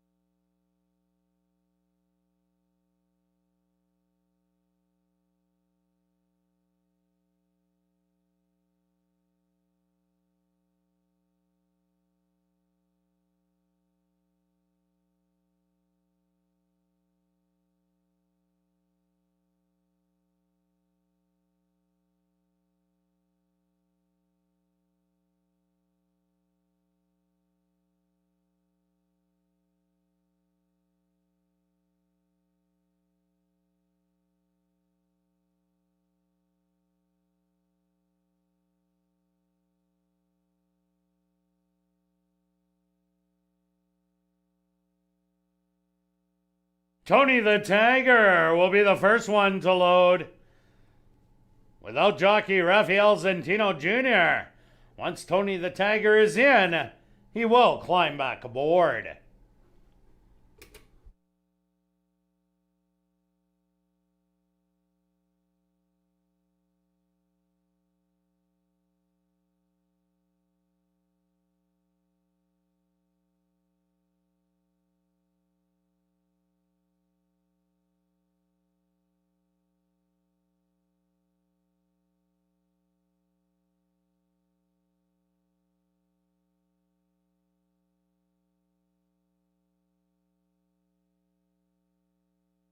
Tony the Tiger is in. Next up, Not Afraid, the current 3 to 5 choice on the rail.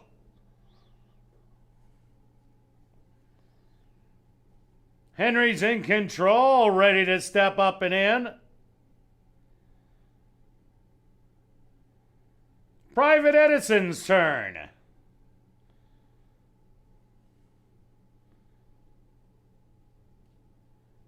Next up, G's Poppy's Warrior.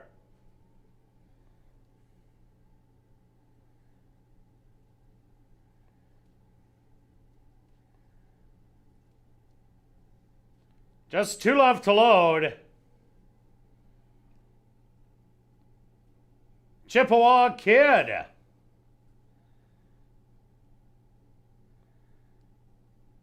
And just waiting on the filly, My Trudy.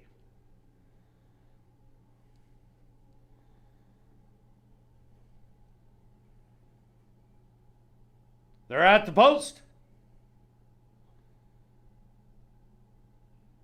And they're off. Quickly from the inside, Not Afraid darts out and grabs the early lead.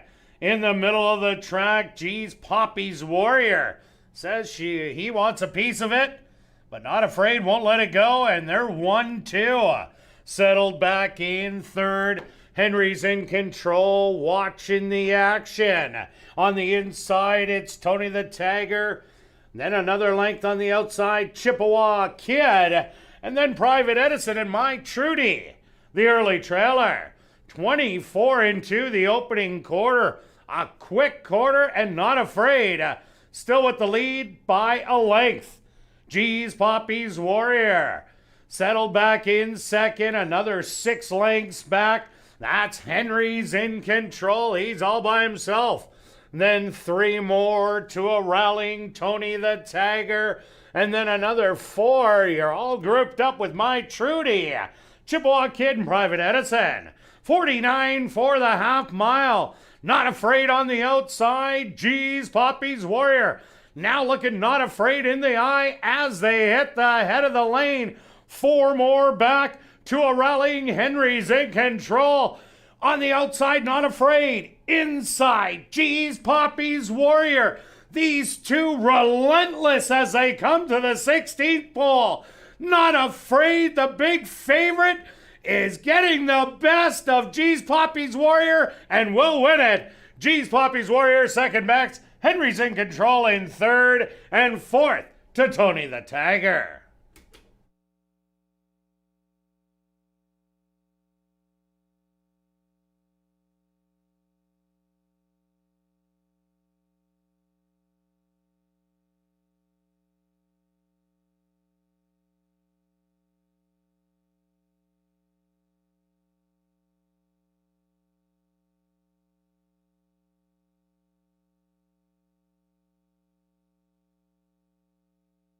The stewards have requested a photograph to determine the winning horse. They went the opening quarter 24-2, the half 49 seconds, 6 furlongs 1:15-3. Time for the 7.5 furlongs 1:37.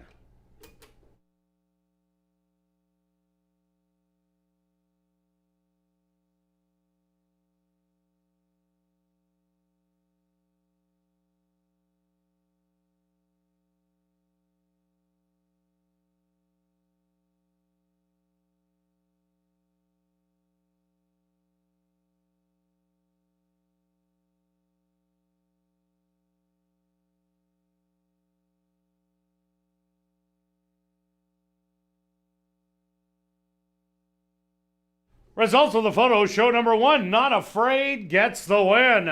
Second goes to number 4, G's Poppy's Warrior. Third to number 2, Henry's in Control. And fourth to number 5, Tony the Tagger.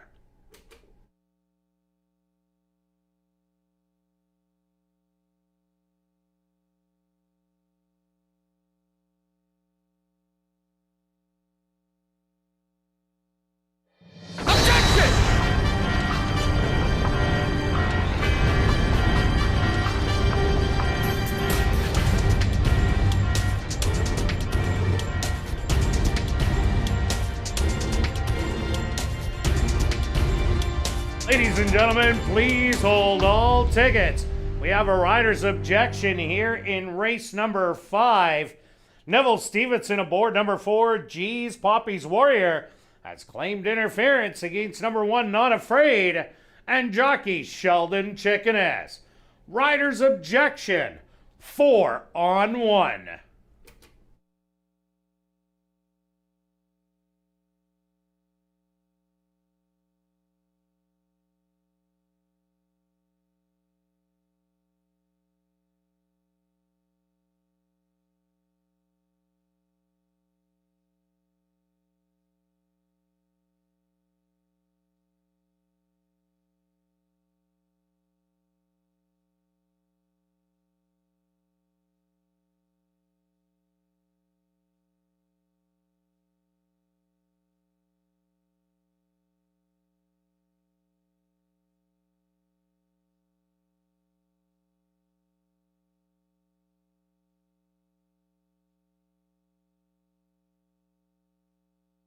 Now entering the winner's enclosure, the unofficial winner here in race number 5, that's number 1, Not Afraid. Not Afraid is a chestnut gelding, 3 years old, by Vindagari, under the mare I Ain't Afraid by Ghost Zapper.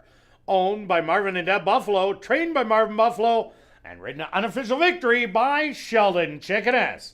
Time for the 7 furlongs, 7.5 furlongs, 1:37. Once again, ladies and gentlemen, a rider's objection here in race number 5. The rider's objection is 4 on 1.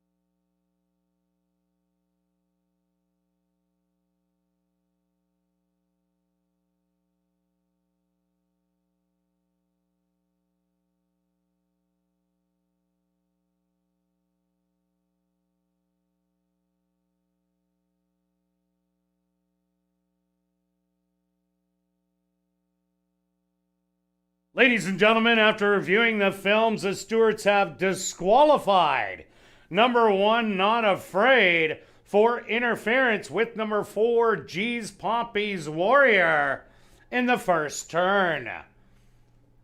So the new order of finish will become 4, 1, 2, and 5, and it will become official.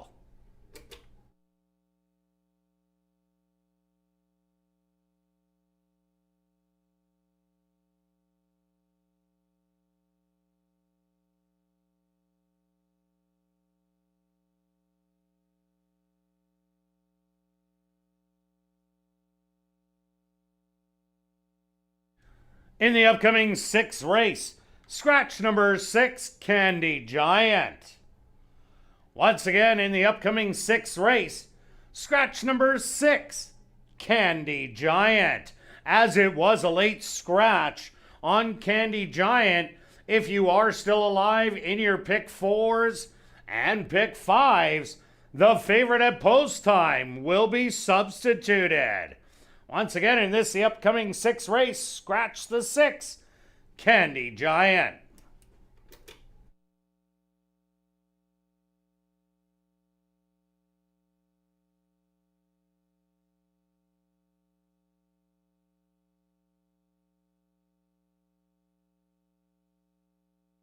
And ladies and gentlemen, directing your attention to the television monitors is the objection tape from race number 5. Pay special attention to the 2 horses on the lead. On the inside is number 1, Not Afraid. On the outside, number 4, G's Poppy's Warrior. The objection was 4 on 1. This is a South Tower shot. If you guys can rewind it, there we go. As you see, number 1, Not Afraid, comes out on number 4, G's Poppy's Warrior, pushing him to the outside of the racetrack. And in the steward's decision, that warranted a disqualification. Once again, the 2 horses in front, the 1 and the 4, Not Afraid and G's Poppy's Warrior. That objection was 4 on 1.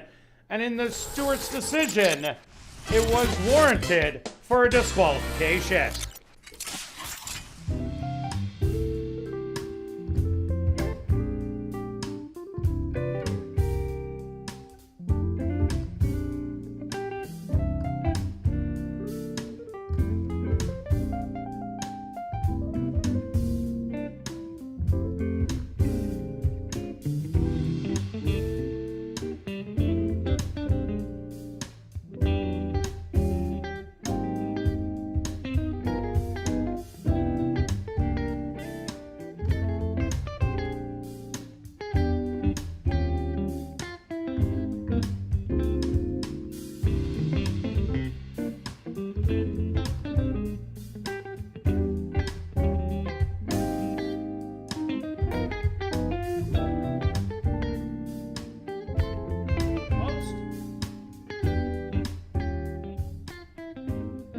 And they're off. Quickly from the inside, Not Afraid darts out and grabs the early lead. In the middle of the track, G's Poppy's Warrior says he wants a piece of it, but Not Afraid won't let it go, and they're 1-2. Settled back in 3rd. Henry's in control, watching the action. On the inside, it's Tony the Tagger. Then another length on the outside, Chippewa Kid. And then Private Edison and My Trudy, the early trailer. 24 into the opening quarter. A quick quarter and Not Afraid. Still with the lead by a length. G's Poppy's Warrior.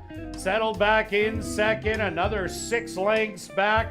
That's Henry's in control. He's all by himself. Then 3 more to a rallying Tony the Tagger. And then another 4. You're all grouped up with My Trudy, Chippewa Kid and Private Edison.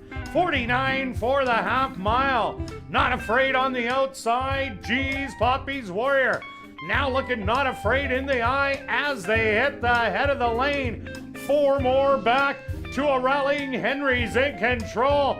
On the outside, Not Afraid. Inside, Geez Poppy's Warrior. These two relentless as they come to the 16th pole. Not Afraid, the big favorite, is getting the best of Geez Poppy's Warrior and will win it. Geez Poppy's Warrior second best. Henry's in control in third.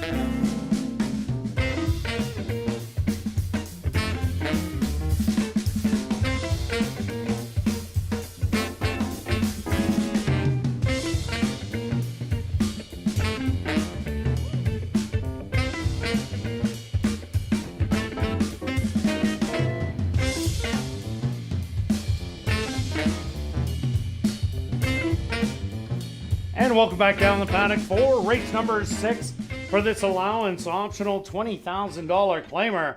For the boys 3 and up, going 6 furlongs. Scratch number 6, Candy Giant. 6 of them left, but it's going to be hard to look past number 5, Quincy's Express. Quincy Express had 3 second place finishes before the last start in the RJ Spears. All 3 of the last ones beaten by St. Louis Guy, but those 2 sprinting races were against way tougher than these horses today. So Quincy's Express, I think this one, currently 5-2, you're getting great odds. Definitely, this is the horse to beat. My second choice, I agree with you, Kirt, there. I like the one horse is a potentially to be in the money, and if it's a tough part, we selected these earlier when we didn't know how speed was holding. Speed has been holding, but this horse has some talent. You can't blame this horse at all. The first 2 starts here, the last one, the first start here at ASD, Sheldon gave this horse an absolute perfect ride to come between the horses and beat a real good horse of Marquis well. And then the last time, Del Vecchio went gate to wire, and then it was tough to get up there. it depends on what kind of trip the one gets, but that's why that's my second choice. Kirt, you've got the 2 as one of your plays?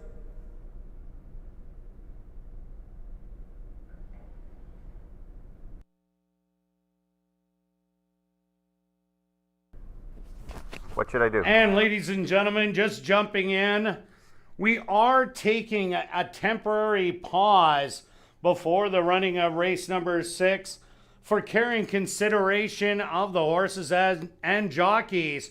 We do have a weather system that is creeping around us. So we have decided to err on the side of caution. And in carrying consideration once again of the horses and riders, there will be a slight delay into the running of race number 6.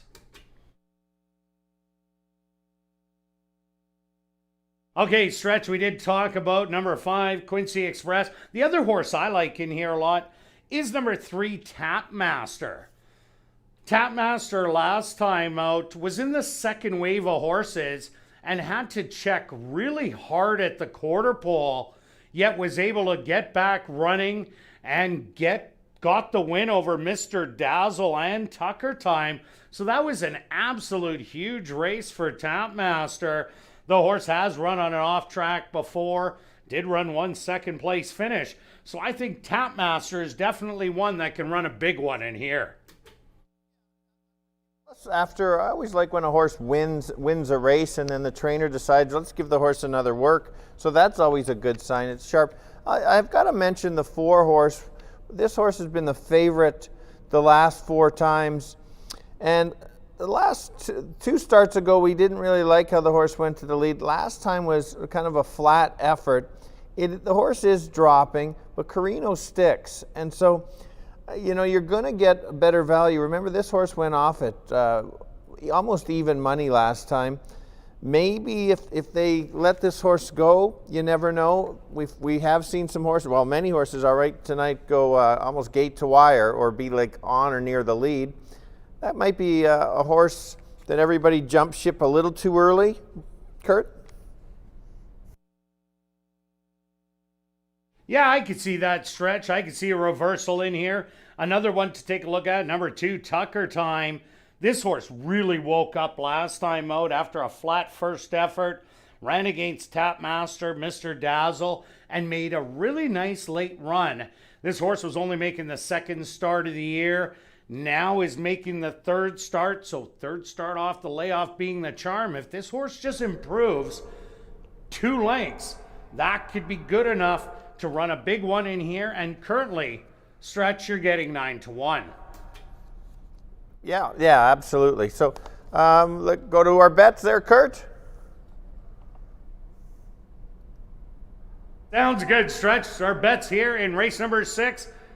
We'll start it off with you, Stretch. Okay, so I've got 30 to win on the 5. Part of my strategy on betting today was I was hoping to be alive in the pick 4. Unfortunately, the disqualification last race has knocked me out, and that's why that's the bet of 30 to win on 5. I'll stick with it, try to get the pick 4 money back. I'll leave it at that, 30 win 5. And myself, I'm going after the tractor. I'm putting the 5 on top with the 2 and 3 for 2nd and the 1, 2, 3 for 3rd. That'll cost you $20. Good luck with all your wagers here in race number 6.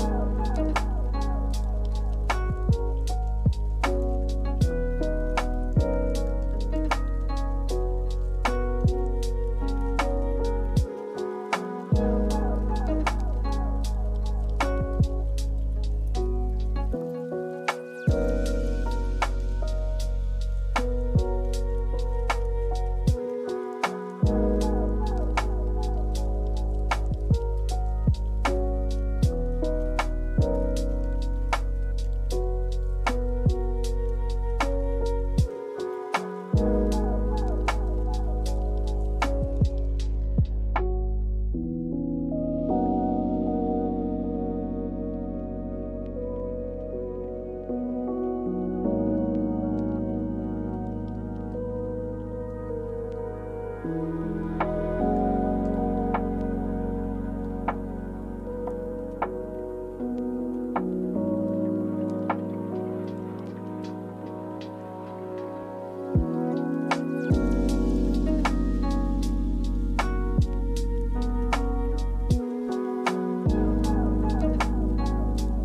again, ladies and gentlemen, we are taking a slight delay due to the current weather conditions above us.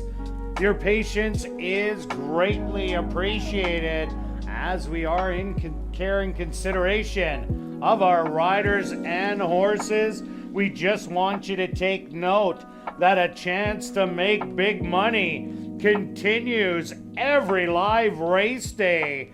You are guaranteed $250,000 if you have the single winning ticket in the jackpot pick 5.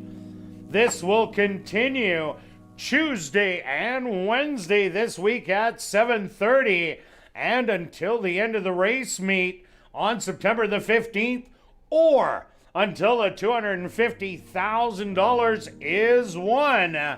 That's the jackpot pick 5, available every race day, starting in race number 3 here at the Downs.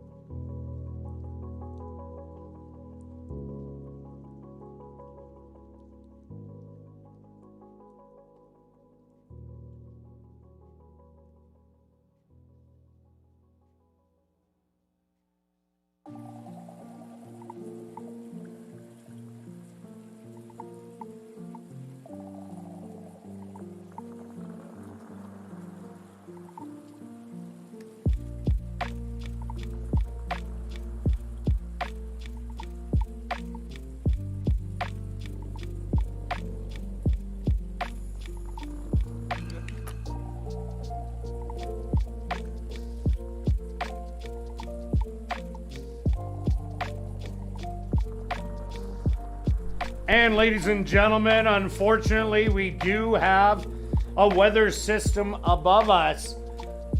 And because of that, the balance of this evening's race card has been canceled.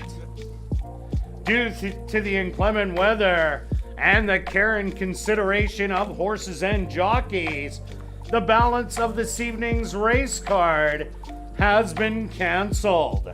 For those of you who wagered this evening on the pick 4 and pick 5, in the pick 5, 3 legs have been run, so if you are still alive, there will be a consolation payout. Also, in the pick 4, since 2 of the legs have been run, again, there will be a consolation payout. For those of you who bet on the pick 3, starting in race number 5, there will be a complete refund. Also, all wagering on race 6 and 7 are completely refunded.